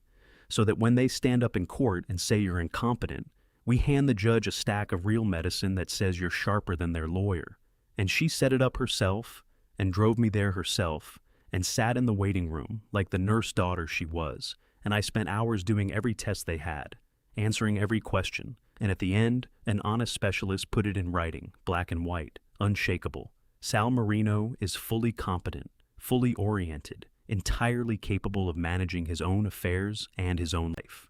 I built, in other words, the exact opposite of the file my children had spent 2 years assembling. They had a bought note and a seeded rumor. I had a real specialist and a nurse and the truth. And Angie folded that evaluation and looked at me and said, "Let them try to put you away now, Dad. Let them just try." Connie's girl to the bone. While I was quietly rebuilding my family and my case, my children were doing what impatient, greedy people always do when they think they've already won. They got careless, and they got cruel, and they got fast. Dom's deals were burning down around him, and the developer was pushing for a date, and the pressure made them sloppy, and sloppy was exactly what I needed. They set the day. The move to Sunnyside was scheduled, the van booked, and Gina announced, with tears already brimming, that the night before they wanted to have the whole family over to my house for a special dinner, a farewell dinner, to celebrate my new chapter. She said it would be beautiful. She said Mom would have wanted us all together. She said she'd handle everything, I shouldn't lift a finger, and she'd bring the papers for Sunnyside so we could get all the boring paperwork out of the way that evening, and I wouldn't have to worry about anything in the morning. Get all the boring paperwork out of the way. Sign here, Dad. Don't trouble yourself reading it. It's just admissions forms. I knew exactly what that last paper was, and it was not admissions forms, and I said, in my softest, most beaten voice, "That sounds real nice, honey. Whatever you think is best." And I watched my daughter's face glow with the nearness of the finish line. And they stopped hiding it, now that they were sure I was finished. That's the thing about people like my two. The mask was never comfortable, and the second they believed they didn't need it, they let it slip clean off.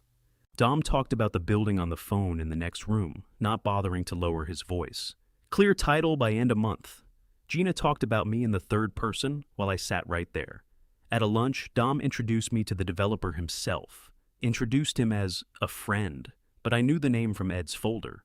And the man looked at me with the flat, appraising eyes of someone measuring a lot with a tear down on it, and shook my hand, and I smiled and shook his, and thought about the deed to the ground we were standing on, locked in a box with my name on it, that this man would never, ever get.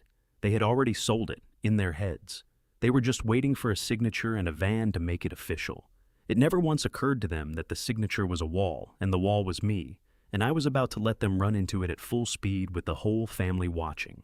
Because while they sprinted, I did the slow, patient, unglamorous work that actually wins these things. The work my children never had the discipline for. First, there was the quiet business of stopping the bleeding, and I did that with Manny, and it was one of the most satisfying weeks of the whole thing, precisely because it looked like nothing at all. Dom had installed his manager and his system, sure, but it was still my restaurant, my name on every account, my signature the only one that truly counted, and an owner who is wide awake, with his lawyer on call and his 40-year sous chef feeding him the real numbers, can do a great deal without anyone seeing his hand move. Quietly, with Manny and Marty, I closed the little doors Dom's manager had been carrying the money out through, changed what needed changing, flagged what needed flagging, tightened the taps one at a time, so that Dom's easy skim started mysteriously to dry up, and he couldn't for the life of him figure out why. I've thought about that often since. Dom, checking his hidden little pipeline, finding it running slower and slower, baffled, never once guessing that the doddering old man he was about to warehouse had simply walked through his own kitchen in the dark and shut the valves. And Manny stood at the walk-in after we'd done it, the same walk-in where Connie once found me on a bucket, and he put his hand on my shoulder and said, "She'd be proud of you, Sal, standing in your own kitchen doing this." And I said, "She's the one doing it, Manny. 40 years, I'm just the hands." With Marty, I locked down the estate for good. A real arrangement read to me line by line, the way an honest man does it, doing exactly what I wanted and shutting out exactly who I wanted, built on the bedrock of the assets in my name that they'd never been able to touch. I made a new will, a real one, with Marty reading me every word, the very thing they'd spent 2 years making sure never happened. I had my real ironclad competence evaluation in hand. And with Marty and Ed, we took the whole machine. The stolen restaurant money, the forged transfer, the guardianship scheme, the bought doctor, the developer, the plan to warehouse a competent man at Sunnyside on his own dime. And we brought it to the people whose job it is. Adult Protective Services opened a file, and a detective in the Financial Crimes Unit, a sharp, unhurried woman named Alma Reyes, who'd seen far too much of exactly this, spent weeks walking back through every date and document Bernie and Ed and Manny had assembled, and by the end, she had what she needed. She had the theft. She had the forgery. She had the false medical note and my real one beside it. She had the developer and the guardianship petition. And she had, cleanest of all, my children's own written words about warehousing their father and selling his wife's name off a building. And, like nearly everyone who came into this story, Detective Reyes had a certain quiet interest in being present when it all got said out loud.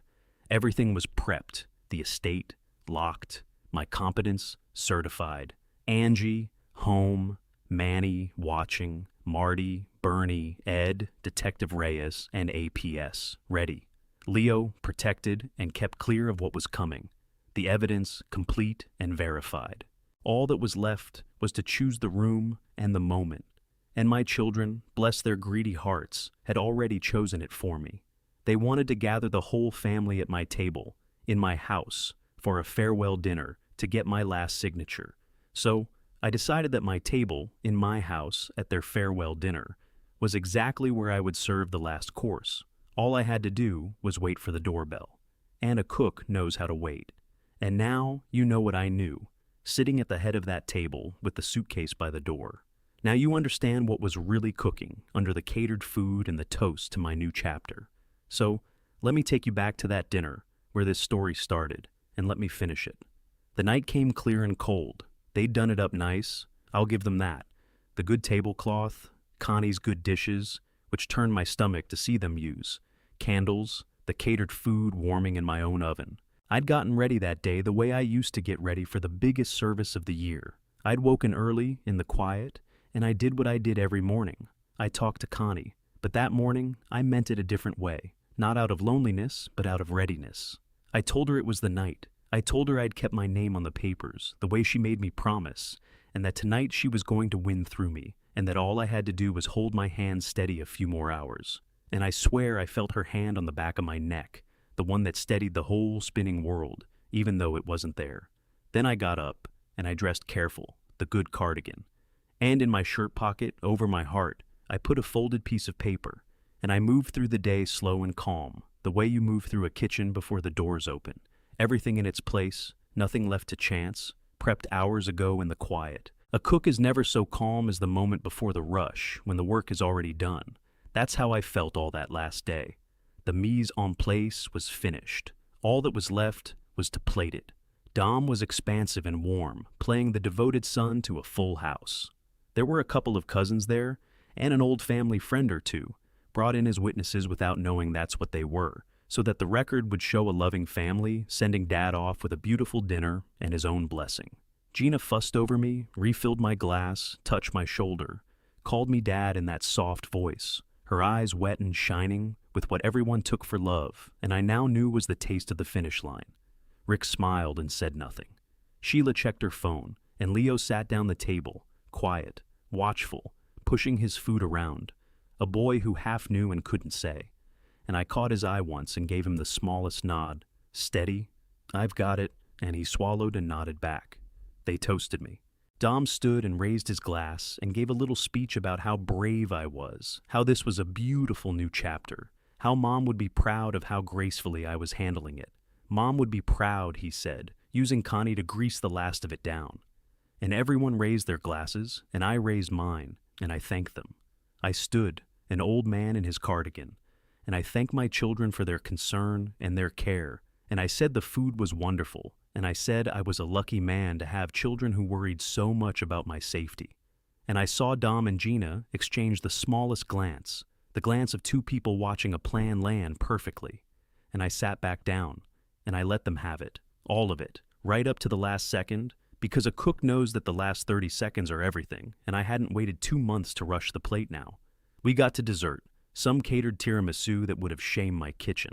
And right on cue, as the coffee was poured, Gina reached down beside her chair and brought up a folder, a leather folder, papers inside, and she slid it in front of me, gentle as anything, and set a pen beside it, and she took my hand and she said, "Dad, I hate to do business tonight, but let's just get this last bit of paperwork out of the way so tomorrow's nice and easy.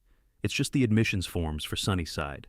You don't need to read all of it. It's dry as dust. I've gone through it all. Just sign here at the bottom and we're done, and you never have to think about it again. You don't need to read all of it. Just sign here at the bottom." There it was, the last move. The whole 2-year machine had come down to this one moment, my daughter's soft hand on mine. A pen, a paper she was begging me not to read, at a farewell dinner in my own house with witnesses she'd gathered herself. 50 years I fed this town, and never once sent out a dish I hadn't tasted, and here was my own daughter asking me to sign my life away on a dish she was praying I wouldn't taste. I looked at the folder, I looked at the pen, I looked at my daughter's beautiful, wet, expectant eyes, and I picked up the pen, I watched her breath catch with hope, and I set it back down, gently, beside the folder. And I said, in a voice that was suddenly not soft at all, a voice from the past, the voice that had cut through the roar of a Saturday night kitchen for 50 years. "You know, Gina, I taste everything before it goes out. 50 years. Never signed a dish I didn't taste. I'm not going to start tonight."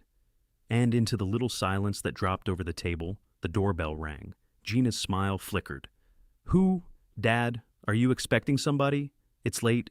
"Yes," I said. "I am. Leo, would you get the door for your grandfather?" And Leo, my Leo, who I'd told just enough and trusted with the rest, got up from that table and walked to the door and opened it. And in walked Marty Roth, my lawyer of 40 years, in his good coat, with a thick folder under his arm. And behind him came my daughter Angie, and the table went dead silent, and Marty Roth looked around at my children with an expression I had waited 2 months to see, and he said, pleasant as you please, "Good evening, everyone. I'm sorry to interrupt dessert. Sal asked me to stop by and read a few things to the family. It won't take long." And he pulled out the empty chair at the foot of the table, the one across from me. And he sat down, and he opened his folder, and my children's farewell dinner ended, though they didn't know it yet, right there. "What is this?" Dom said. It wasn't really a question. The warmth had drained out of him, and the whole table had dropped into that held breath silence. Except this time, it wasn't falling on me. This time, it was falling on them. "Sit down, Dom," I said quietly, because I have never in 50 years needed to shout to run a room. "We'll finish the dinner, just not the one you planned. Sit, and let Marty read a few things, and let me serve the last course. It's what I do." I looked around the room a moment before Marty began. Connie's good dishes, set out by my own daughter for my burial. The leather folder Gina had slid in front of me, still open. The Sunnyside paper waiting for my signature. The good pen beside it. The cousins and the old family friends Gina had gathered as witnesses without telling them what they were witnessing. Sitting frozen with their coffee going cold. And Leo in the doorway. And Angie standing by Marty. And the empty chair at the foot pulled out for a lawyer instead of a guest. And I thought of Connie, who would have wanted to see this, and who in a way was seeing it, because every bit of what was about to happen she had made possible, years before, with her hand over mine on the ledger. And I thought, here we are, love, at our table. Let's see together what happens when a man finds out at last what his own children are made of, and what his wife was made of, which turned out to be the stronger stuff by far. And I watched my son do the thing I'd watched him do his whole life, calculate, hunt for the angle, the smile, the reasonable words that had gotten him out of everything. And for the first time, he couldn't find one. There was a lawyer at his father's table, and a sister who was supposed to be 2 states away, and something in the air that told even Dom the kitchen was on fire, and he was the one behind. He sat. "Marty," I said, "start with the building. Whose name is it in?" And Marty Roth opened his folder, and in a flat, clear, merciless voice, began to read. He read the trust. He read the deed to the building on the corner. He read, in plain words that filled my dining room and could not be unheard, the thing my children had spent 2 years never thinking to check, that the building, the restaurant, the house, the protected savings, all of it, were in the name of Salvatore Marino, and no one else, held in a trust that only I controlled and could not be sold, mortgaged, transferred, or touched by anyone but me. I watched it land on Dom. I watched him understand, at last, that the corner lot he'd already spent in his head, the life raft, the answer to all his sinking deals, had never been his to sell and never could be. That the wall he'd been throwing himself against for 2 years, crueler and more frantic every month, right up to a suitcase by my door, had a name, and the name was his father, sitting quietly at the head of the table the whole time. And then Marty laid down the other paper. The forged transfer, my name signed on it in a hand that wasn't mine, and set beside it a sample of my real signature, and said mildly, "This document, filed 3 weeks ago, purports to transfer an interest in that building. That's Sal's name on it. Sal never signed it." I think everyone at this table understands what it is when you sign another man's name to a deed. It's called forgery, and it's a felony, and it was filed by your lawyer, Dominic, on your instruction. Dom had gone the color of raw dough. Somewhere in the middle of Marty's reading, Gina found her voice, because people like my daughter always try one more angle even as the floor gives way. "This is insane," she said, going for the warm, reasonable, sorrowful tone, the one that had worked her whole life. "Dad's confused. He doesn't understand what these papers even are. He gets things mixed up since Mom, Angie, you weren't here, you don't know how he's been." And that's as far as she got, because Angie, who had caught 100 of these across 20 years of nursing, spoke, and her voice was very low and very even, the most dangerous a steady woman ever gets. "How he's been," Angie said. "You mean since Mom's diagnosis, Gina? The week Dom started skimming the restaurant? I've got the dates right here. You want to talk to me about how Dad's been, or do you want to talk about that?" And my daughter looked at her sister, the sister she'd lied out of the room for 2 years, so sure she'd never be in it. And whatever she'd been about to say died in her throat, because she finally understood that the one person she'd worked hardest to keep away was sitting right there, a nurse, with the dates in front of her. And there wasn't going to be any selling a story about Dad's mind to the one member of this family who diagnoses minds for a living. She'd built the whole thing on nobody who loved me ever being allowed in the room to look, and there sat Angie, who loved me, looking. Gina went quiet. Marty kept reading. "Now the money," I said. "Marty." And Marty read Bernie's findings, cool and unhurried, and it was the theft laid bare. The restaurant skimmed for 2 years, the inflated orders, the phantom product, the money bled out of Connie's and traced dollar by dollar back to Dom and out to Gina and into the whole of Dom's dying deals.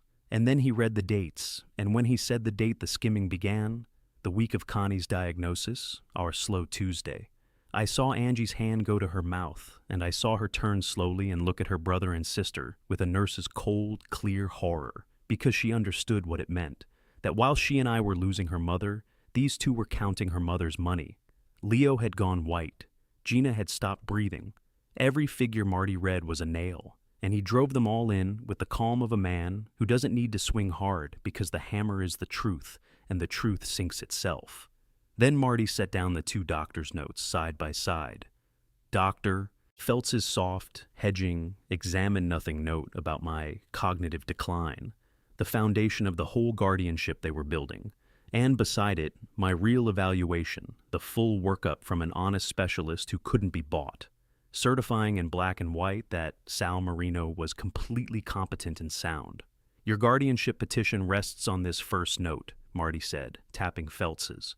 "A note from a doctor who never examined Sal, written from what you told him. Beside it is a full, real, documented evaluation that says the opposite. Would you like to guess, Dominic, which one a judge is going to credit, especially once the board hears how Dr. Feltz came to sign the first one?" And Angie spoke then for the first time in the flat professional voice of a woman who'd caught 100 of these, and she said, "I'm a registered nurse. I've read 1,000 real assessments, and I've caught a lot of fake ones, and that note of Feltz's is the flimsiest garbage I've ever seen. And I will say so under oath, and so will the specialist who actually examined our father. There is nothing wrong with Dad's mind. You know that. You've always known that. You just needed a judge not to. And then I did the last thing, the one that was mine to do, because it was the deepest cut, and a father has to serve some plates himself. I reached into my shirt pocket over my heart, and I took out the folded paper I'd carried there for weeks, and I opened it, and I laid it flat on the tablecloth beside Connie's good dishes. It was their own words, and I didn't read all of it. I read the part I'd carried. I read in my plain, steady, pass-cutting voice, to the whole table. Once he's at Sunnyside, the building sells and we're clear. He won't know the difference. Half the time, he can't tell what day it is. Just get him through the dinner and get the last signature. He's so desperate for us to love him, he'll sign anything. And I looked up at Gina, not the paper, because I knew her part by heart, and I said it to her face. It's honestly kind of sad how easy he is now. But he's had his whole life. It's our turn. And then Dom's last line, to his son, quiet into that silent room. After the sale closes, we don't even really have to visit much. I set the paper down, and the room was so silent you could hear the candles. You threw me a farewell dinner, I said, into that quiet. You set my wife's good dishes to send me off, so let me serve the last course, since it's my table and I'm still the cook in this family. I looked around at them one by one. I fed this town for 50 years, and I can taste when something's gone rotten no matter how much sauce you pour on it. I tasted this a long time ago. You just never once considered that the old man could still taste. And then the thing happened that always happens, the thing I'd counted on from the start, the thing greed does to people who only ever shared the greed and never anything else. The moment the law was plainly in the room, because Detective Reyes stepped through my front door then, quiet, in a plain jacket with her badge where everyone could see it, and a woman from Adult Protective Services behind her, my children's alliance came apart in about a minute, because there is no loyalty among people who are only ever in it for themselves. There's just the cold arithmetic of who goes down worse if they don't sell the others first, and faster. Rick went first, Gina's soft, weak husband, staring at those texts on the tablecloth like they were a snake. I didn't... Gina, you told me it was all legal. You told me he wanted this. You said the lawyer said it was fine. Rick, shut up, Gina hissed, but he was already turning toward the detective, already a man scrambling for the lifeboat, and Sheila was right behind him, suddenly very interested in explaining that she'd never handled any of the money. That was all Dom, she just assumed. And Dom sat there watching his passengers bail out of his sinking boat, and something in his face finally cracked. The salesman's smile gone for good, and he turned on his sister with real venom. This is your fault, you and your crying. I told you not to put it in writing. And Gina turned on him, and the whole rotten thing came down around Connie's good dishes in under 2 minutes, everyone grabbing for whoever they could reach to keep their own head above water. I sat and watched it, quiet, the way you watch a badly built dish finally collapse on the plate the second you cut into it. Gina came to me last, when the grabbing had run its course and there was nothing left to hold. She turned to me, and the tears came fast and easy the way they always could when she needed them, and she said, Dad, Daddy, please. We were desperate. You don't understand the pressure we were under, Dom's deals, everything. I made mistakes, but I never wanted to hurt you. You have to believe me. I'm your daughter. Whatever happens here, I'm still your daughter. Daddy, please. And she reached her hand across the tablecloth toward mine, the same hand that had slid the folder in front of me an hour before, and the whole room held its breath to see what the old man would do. I didn't take her hand, but I didn't shout either. And I want you to understand that this was the most important thing I did all night. My children wanted a scene. They wanted the old man's rage, something loud and ugly they could point to later, so they could tell themselves and everyone else that this was just a family blowing up, a hard old father and some desperate kids, and not what it actually was, a careful theft finally dragged out into the light. I didn't give it to them. I gave them the truth instead, in the plainest voice I own. You canceled nothing on me, Gina, because there was nothing of mine you were ever able to reach, I said. You threw me a farewell dinner and asked me to sign my own life away over dessert, and you told your brother I was so desperate to be loved, I'd sign anything. And the terrible thing is, you were almost right. I am desperate to be loved by my children. Every parent is. That's not a weakness you found in me. That's just what it is to have raised you.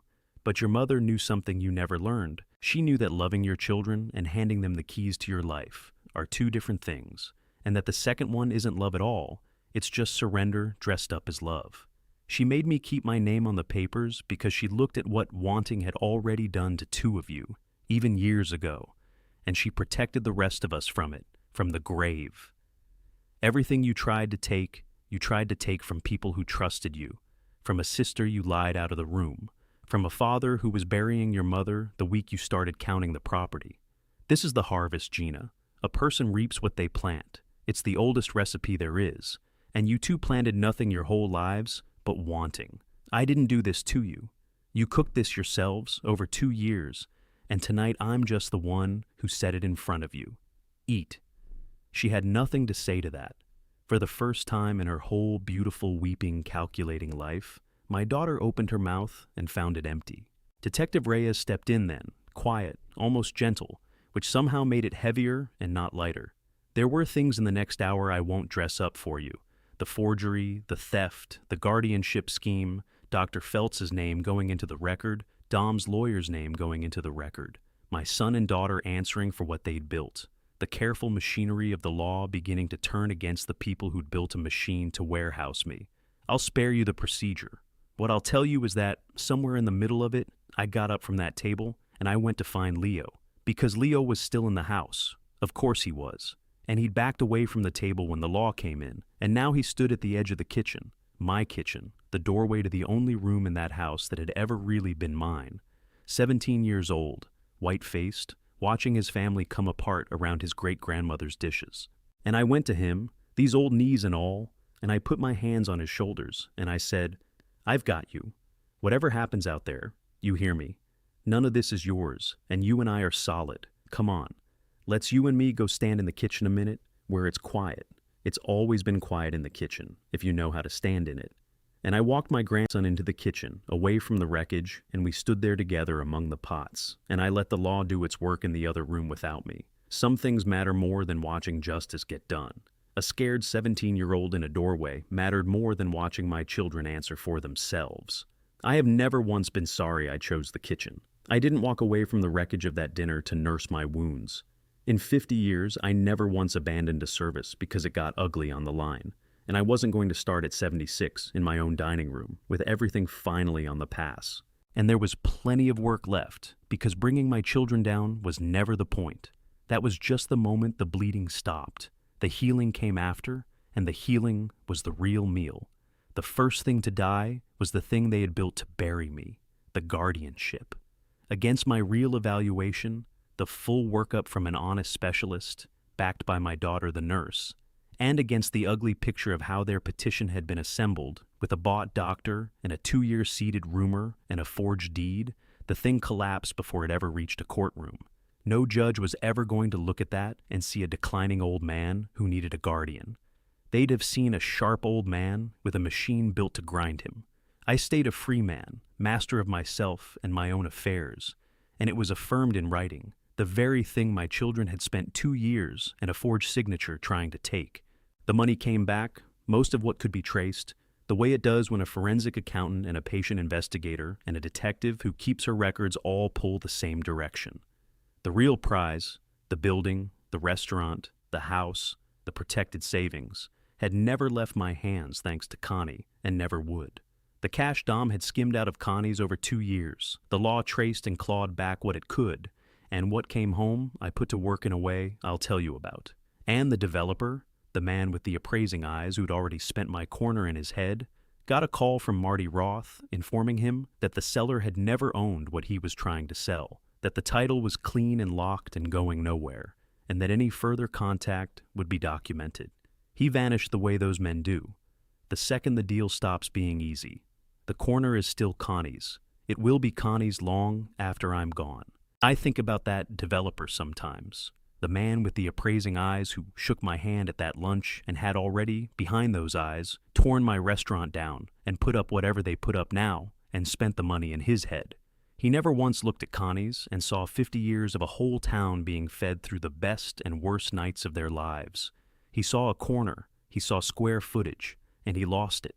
Lost it because a woman who kept the books at a little desk had done the one thing that beats every developer and every hungry son and every slick lawyer there is. She kept the name on the papers. You can want a thing with your whole greedy heart. You can line up the buyer and the lawyer and the doctor and the van.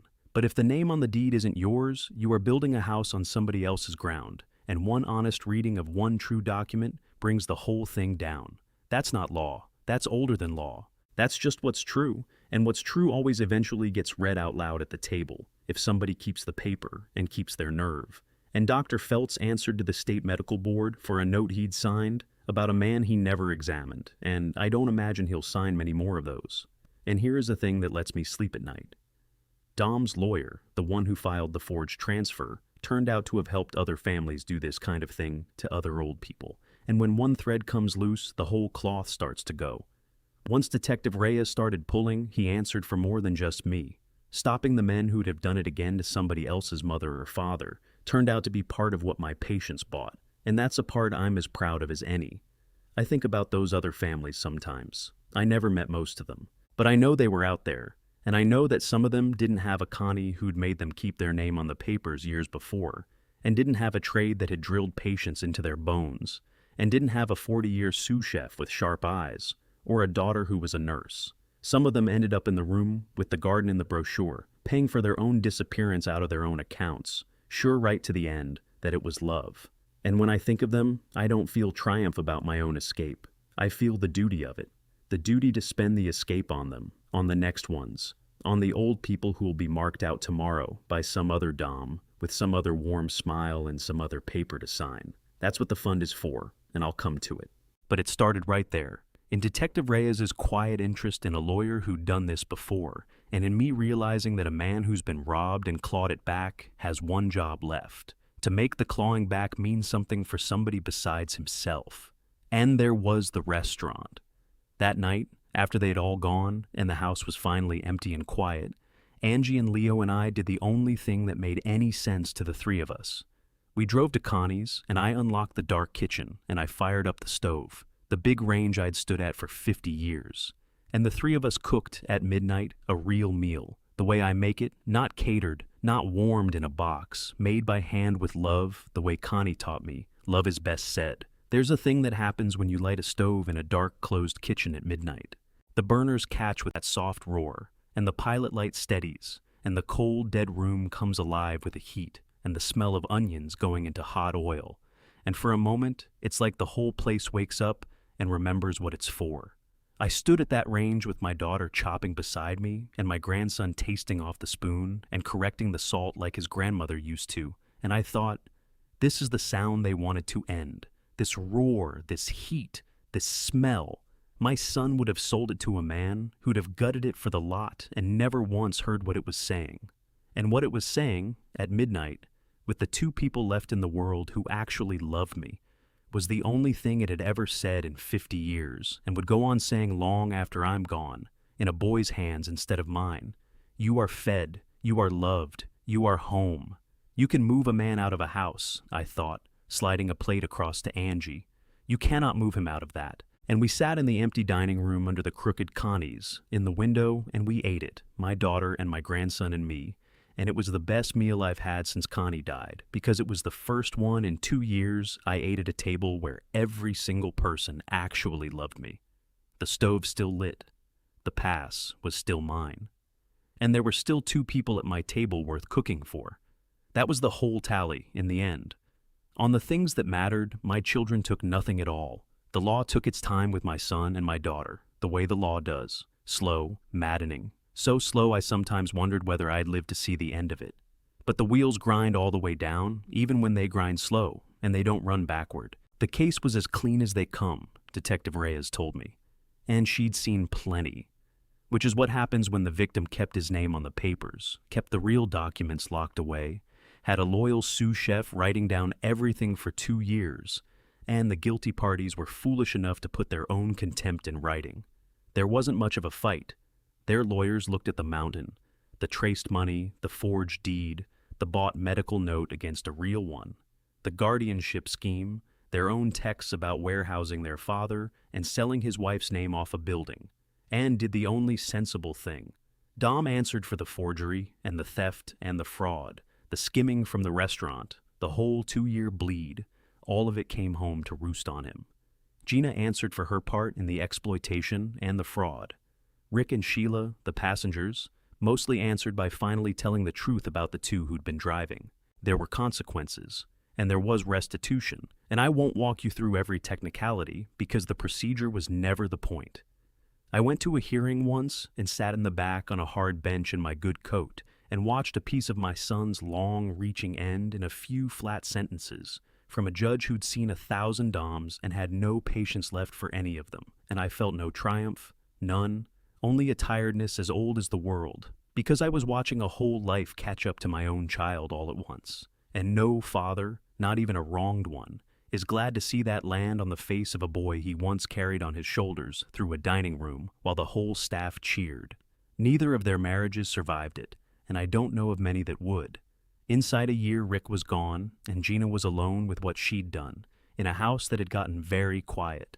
And I know something about a house that's gone quiet, and I wouldn't wish it on anyone, not even her. And Dom, stripped of the deals and the developer and the building he'd been so sure of, was left with the wreckage of a life built entirely on wanting more than he had. They both came to me, eventually, in their different ways, Gina with the tears, Dom stiff and unable to meet my eye, and asked, in so many words, whether I could ever forgive them.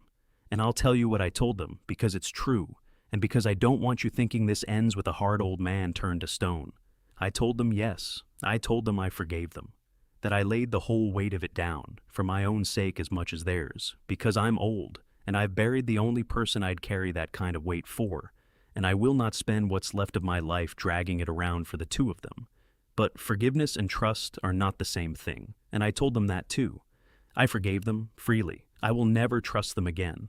Not with $1, not with a signature, not with a key to anything I love. That door is shut, and they shut it themselves, at my own table, over dessert. The night they asked me to sign my life away and told each other I'd be one less thing to deal with. They have my forgiveness, if they want it. They do not have my trust. They spent that to the last cent, and it's the one account that can never be clawed back. But there was a member of my son's and daughter's wreckage I was not finished with. Not by a long way. There was Leo, and there was the child of mine who'd never wanted a nickel of it, and who deserved everything exactly because she never wanted it. There was Angie. When it was all over, and I sat down with Marty to decide how everything would be arranged, the building, the restaurant, the money, the name over the door, I did it with him reading me every line out loud, which is exactly how a thing like that ought to be done, and the exact opposite of how my children had tried to make me do it over dessert. And the decisions weren't hard, because for the first time in 2 years, I knew precisely who was who. Dom and Gina would never see $1 of what they'd tried to take, and the papers were written so that it could never happen, no matter what. Ironclad, no gap for another slick lawyer to work a finger into. But I didn't punish Leo for his mother's sins, and I didn't punish Angie, who'd never wanted any of it and had proven, exactly by not wanting it, that she was the one who should have it. I provided for Angie, my strong daughter, and the most important thing I gave her back wasn't money. It was the years. It was her father, and the truth about who'd kept us apart, and whatever time the two of us have left. Angie and I talk almost every day now, and she comes when she can. And the years the three of them stole from us are the one thing in this whole story the law can't return. I grieve them, and I've stopped letting them make me bitter, because grieving what's gone and holding tight to what's left is the only way I know to be an old man without turning to vinegar. And then there was the restaurant, and the stove, and Connie's name over the door. Leo came to live with me, slowly, naturally, the way these things happen. First a few nights when his mother's house got to be too much, then most nights. Then it was simply home, with what blessing Gina could manage, because even in her disgrace, she had the wit to see that her boy needed what I could give him, and she, in that season, could not. And Leo came back to the line, not the way he had as a boy, after school, for fun. He came as an apprentice in earnest, and I taught him, Lord, the joy of teaching him, everything Doremus beat into me, and everything 50 years added on top. How to build a stock that tastes like somebody's grandmother made it, how to feel a sauce 30 seconds before it breaks, how to run a pass so the whole line moves like one body, how to feed people so they feel loved and not just fed, which is the only thing that ever mattered and the one thing you cannot buy or fake. Leo has the palate. Leo has the hands. He has the thing you can't teach, the calm in the fire, the thing that skipped past 2 of my children and landed clean and whole in this boy who'd held himself together alone in a house going wrong. I had Marty write it into the papers, black and white. The restaurant, the building, the name, all of it would go to Leo. Held safe until he's grown, but his. Not to someone who'd sell it to a developer for the price of the lot, but to a boy who'd keep the stove lit and the pass covered and would learn, one service at a time, why it takes a whole life to build a place people drive across a county to be fed at. Connie's would stay Connie's, with another cook who'd earned that name standing at the range, because Leo, when he was old enough to think about the name he'd cook under, told me he wanted to keep it Connie's and to put Marino on the door beneath it. His great-grandmother's name and mine, not his father's, not his mother's. And I am not going to try to tell you what that did to an old man, because there's no dish I ever made and no word I know that holds it. The name would stay. The stove would stay lit. The hands I'd been so afraid I was the last to hold would stay younger than mine, on the same range in the same kitchen under the same crooked window, feeding this town like somebody loves it, long after my own hands are still.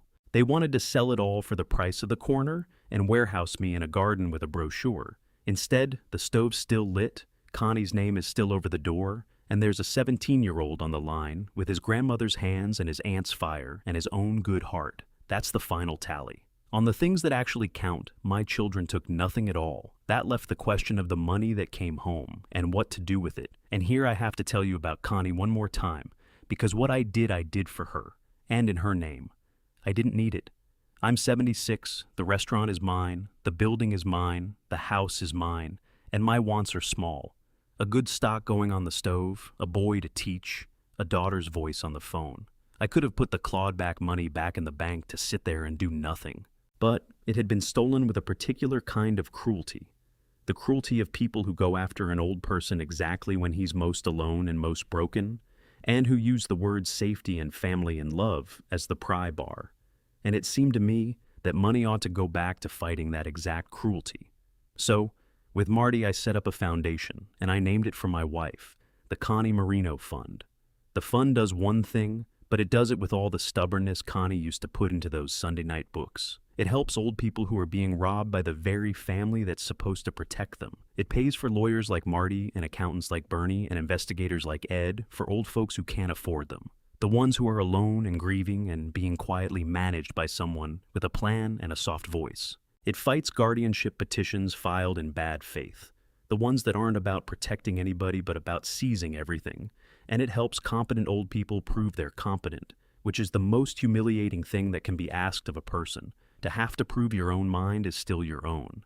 And it teaches Connie's rule, plain and hard, the rule of the finger tapping the ledger, to anyone who will listen. Keep your name on the papers. Be as generous with your children as your heart tells you, but do not sign over control while you're alive and in your right mind.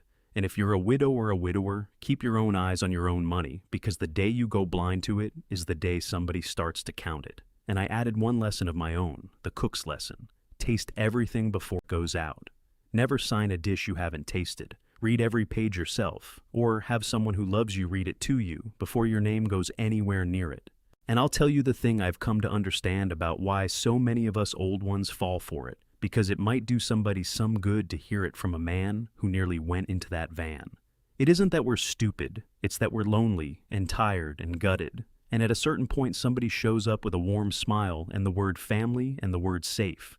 And after months of a silent house, that warmth is so good, you hold your hands out to it without once checking where the fire's really coming from.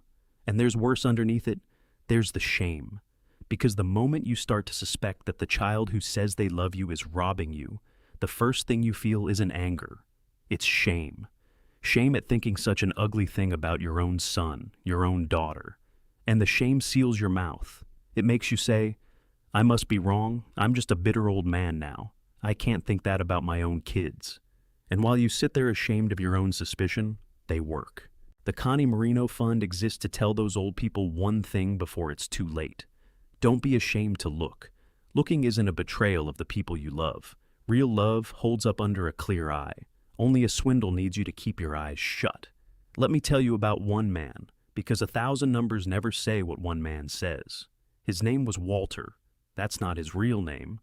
And he was 81, a retired machinist, a widower like me, and his son and daughter-in-law were bleeding him exactly the way mine tried to bleed me. The concern, the let us handle it. The papers slid across the table to sign without reading, the remarks about his memory planted carefully in front of others, and finally a petition to have him declared incompetent so they could sell his house. Walter came to the fund shaking, half convinced he really was losing his mind, because they'd told him he was slipping so many times, so gently, that he'd started to believe it, and that, believe me, is the cruelest part of the whole business. Convincing a sound man he's lost his wits so you can rob him of everything, including the truth about himself. The fund put a real lawyer beside him, and a real doctor, and within a few months the petition collapsed and his house was safe. But that's not the part I keep. The part I keep is Walter's face on the day a judge dismissed the thing, and a man with authority told him, in front of his own family, that he was fully competent, that he wasn't slipping, that he never had been. I have never seen relief like it on a human face. He looked like a man handed back not his house, but himself. And I stood in the back of that courtroom and thought of Connie, and I thought, there, that's what the money was for. It was never mine. It was hers. And that's what she does with it now. Walter came back to the fund a few months later, steadier, and asked if he could help, as a volunteer, sitting in on the first meetings with other frightened old people. Because, he said, and he was right, a scared old person who's been half convinced he's crazy will believe you're not crazy faster coming from another old person who's been through it than from all the lawyers on earth. He comes in every week now, and he looks those folks in the eye and says the simplest, most powerful thing there is, I believe you, and you're not alone. I think sometimes that's the real thing Connie left behind. Not the money clawed back, not the lawyers paid, but a room where a frightened old person can hear another old person say, I believe you, you're not alone.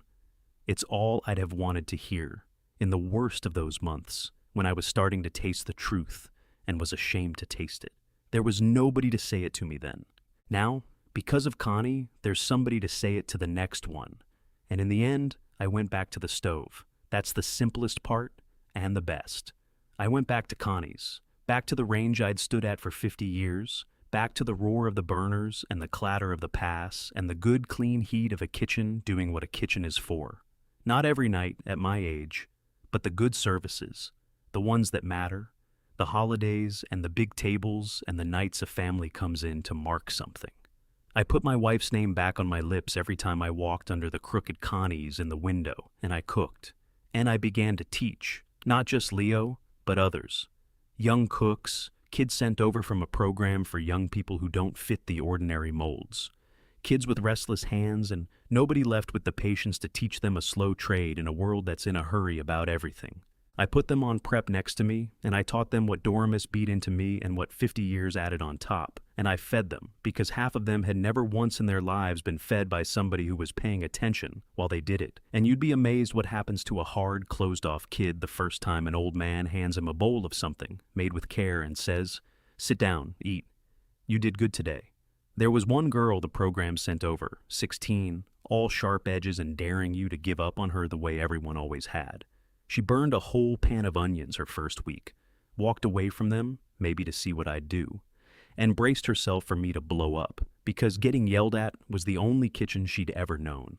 And I didn't yell. I scraped the pan, and I set it back on the flame, and I said, burn the onions. Good. Now you'll never forget that. Low and slow means you don't walk away. I burned a whole veal stock once. Cost more than you'd believe. And Doremus didn't yell either. He just made me start over and stand there this time. So, we start over, and this time you stand here with me, and we watch them together, and I'll tell you about the stock while they sweat. And we stood at that flame together and cooked those onions right, low and slow, both of us watching, and somewhere in the middle of it, the sharp edges came down a little, because I think it was maybe the first time in her life an adult had watched her ruin something and answered by standing beside her at the stove. That girl runs a station now, has her own knives, feeds people. And somebody asked me once why I bothered, at my age, after everything my own kids did. Why I'd spend what's left of me on other people's hard-luck children. And I told them the truest thing I know. I said, a trade is a way of telling a person they're worth handing something to. My own son once looked at 50 years of me feeding this town and saw a building to sell. Every kid I teach to build a stock that tastes like love is my answer to that. Is me saying, no. It wasn't a building. It wasn't a spreadsheet. It was a hearth, and a hearth gets tended and handed on, not sold for the price of the lot. That's the thing the people who only count what a thing is worth never understand. The things that are actually worth anything don't have a price. They have heirs. Let me tell you about one Sunday this past year because it's the answer to that other Sunday, the one with the catered chicken and the suitcase by the door. It was a dinner again, at my house, at Connie's oak table, the one I built with my own hands for our first anniversary. But the table was different.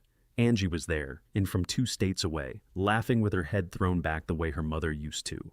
Leo was there, 18 now, ropey with kitchen muscle, arguing happily with his aunt about whether you finish a risotto with butter or with more cheese, an argument Connie and I had for 50 years and never settled.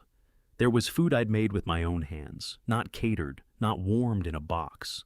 A Sunday gravy that took all day, the kind Connie's grandmother taught her, the kind you can't rush and can't fake.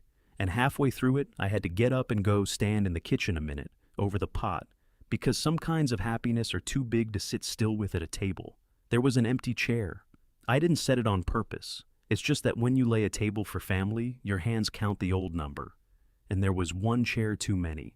And that chair was for Dom and Gina, and they weren't there, and won't be. And I'll tell you something honest about that empty chair, because I've looked at it a good deal.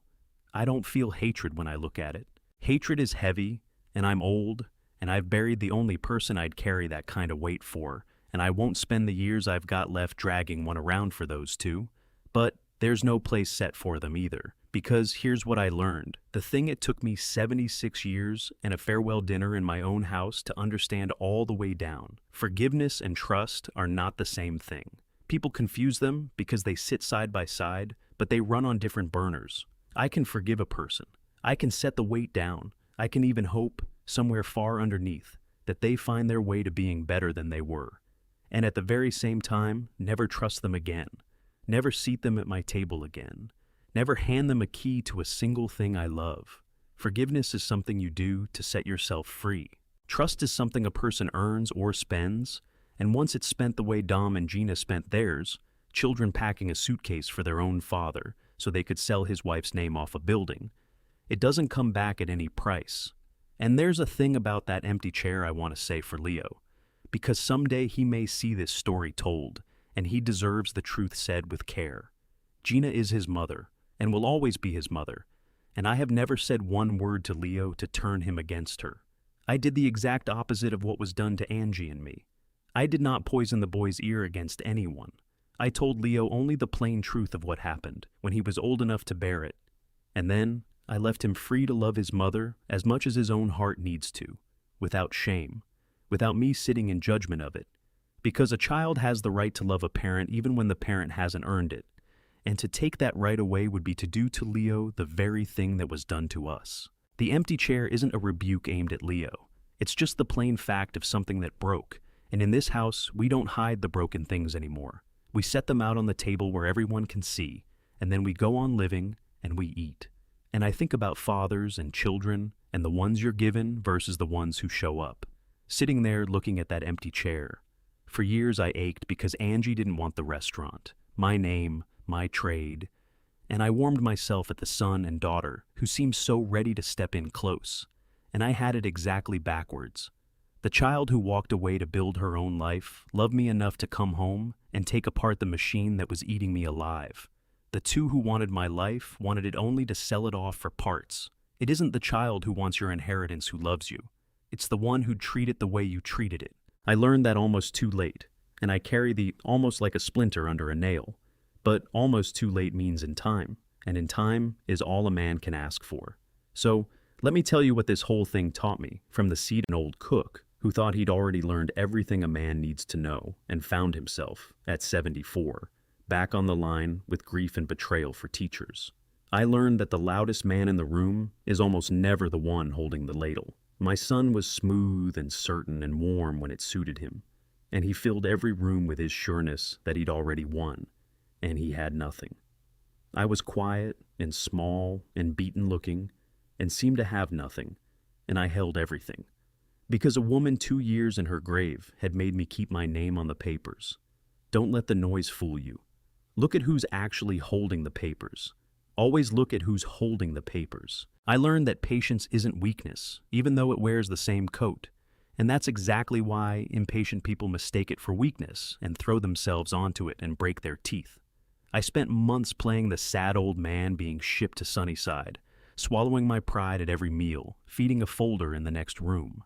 Not because I was weak, because the patience of the kitchen is the sharpest tool there is. You put the tough thing in low and slow, and you wait, and everyone who doesn't know cooking swears nothing's happening. And then it falls off the bone. They thought I waited because I couldn't act. I waited because I knew exactly when to, and not 1 second before. I learned that the truth, plated plain, beats any story ever told over it. My children told a beautiful story. The loving family, the graceful new chapter, the poor declining dad. And they told it to everyone, and everyone believed it, and it collapsed the instant the real thing was set on the table beside it. Stories are loud and the truth is quiet, but the truth wins every time it's allowed in the room. That's the whole of my trade in one line. You can pour all the sauce you want over a rotten piece of fish, and the first honest tongue at the table will still taste exactly what it is. And I learned the difference between what a thing is worth and what a thing is. My son looked at Connie's and saw a corner lot. He looked at 50 years of feeding this town and saw a building to be sold to a developer. He looked at me and saw a problem to be filed at Sunnyside on my own dime. He spent his whole life counting what things were worth, and he ended with nothing, because a man who only counts what things are worth never owns anything that's actually worth anything. The things that count don't have a price. They have a name over a door, and a boy with the right hands to keep the stove lit, and a Sunday gravy that takes all day and can't be rushed or faked or catered. You can move a man out of his house. You can't move him off the deed. You can throw an old cook a farewell dinner, but you'd best be sure who's doing the cooking. Keep your name on the papers. That's the whole of it. That's what a woman told a tired cook at a little desk where she kept the books, with her finger tapping the ledger. And it's the truest recipe I ever learned. And I learned at the very last, the hardest thing to say out loud, and it's this. Being underestimated is a gift if you've got the patience to bear the shame of it. For months I let my children believe I was finished. I swallowed the pats on the hand, the talking over, the third person. A stranger left believing I was a hollow old fool. Every day a small death of my pride. And every one of those small deaths was another course in the meal that would undo them, because the more finished they believed me, the more careless they got. And the more careless they got, the more plainly they showed themselves. A man who needs to be respected every minute could never set this table. He has to be able to stand being small in the eyes of the ones who underestimate him, knowing down in his gut exactly who he is. And I knew who I was. I was the dishwasher at 14 who got yelled at for sport and learned the whole trade anyway. I was the man a grieving young couple trusted to feed them the night they couldn't stand up. I was the cook a whole town came to at the best and worst moments of their lives for 50 years. I was the husband a sharp woman loved for 51 years and protected from the grave. Not one of my children's little glances could take a single one of those things from me. They knew they were dealing with an old man. They never once bothered to find out which one. The pass held. The way it always holds when the work was prepped honest and early in the dark before the rush. Connie, you were right about all of it. About them, about the children, about that one small stubborn thing you made me do at your desk, with your hand over mine. I kept my name on the papers, my love. I kept it to the end. And it held everything. You always could find the one line in the ledger that came out in our favor, no matter how bad the year. And you found it one last time, from 2 years in the ground, and the line read, "His name is still on the papers, and because of that, so is everything else. The building, the name over the door, the boy at the stove still lit, all of it still standing, because one name on one paper held. The way a good foundation holds, quiet and unseen, under the whole weight of the house. If you've come this far with me, and if there's an old person in your life, or if the old person is you, take the one thing that matters out of all of this, the kindness that can't be refused, the gift with a string sewn inside it, the help that always seems to come holding a paper to sign. Look at it hard. Most of the time it's just love, thank God, and if that's what you find, get down on your knees and be grateful, because that's the richest thing there is. But sometimes it's a cage with a softer voice, and the only way to tell the difference is to keep your eyes open and your name on the papers, and your own tongue on every dish before it goes out. Trust the people who beg you to read, Be careful of the ones who tell you not to trouble yourself. It's the simplest thing I know, and it saved my life, and I learned it from a woman who kept the books at a little desk and loved a stubborn cook for 51 years. Thank you for staying to the end. Go check your papers, and if you can, go sit an hour with somebody old and alone, not with anything to sign, just to sit and let them feed you or feed them. Because loneliness is the door that people like my two children come through, and sometimes the only lock you need is somebody who shows up at the table for the right reason. And if you're the old one, if you're the one being managed and protected and gently steered toward a garden with a brochure, hear this from a man who was right where you are, with a suitcase by his own door, and came back. You are not slipping just because somebody keeps telling you that you are. You are not a fool for having trusted your own children. Trusting your children is the most natural thing in the world, and it's how it's supposed to work. But keep your eyes open anyway, because trust and looking are not opposites, whatever a thief wants you to believe. Look at your own money, keep your name on your own papers, taste every dish before it goes out under your name. And if somebody tells you not to trouble yourself reading, that you don't need to look, that they'll handle it, that is the exact moment to look hardest of all. If what you find is nothing but love, thank God on your knees and go on trusting them with a clear heart, because that's the richest thing there is. But look.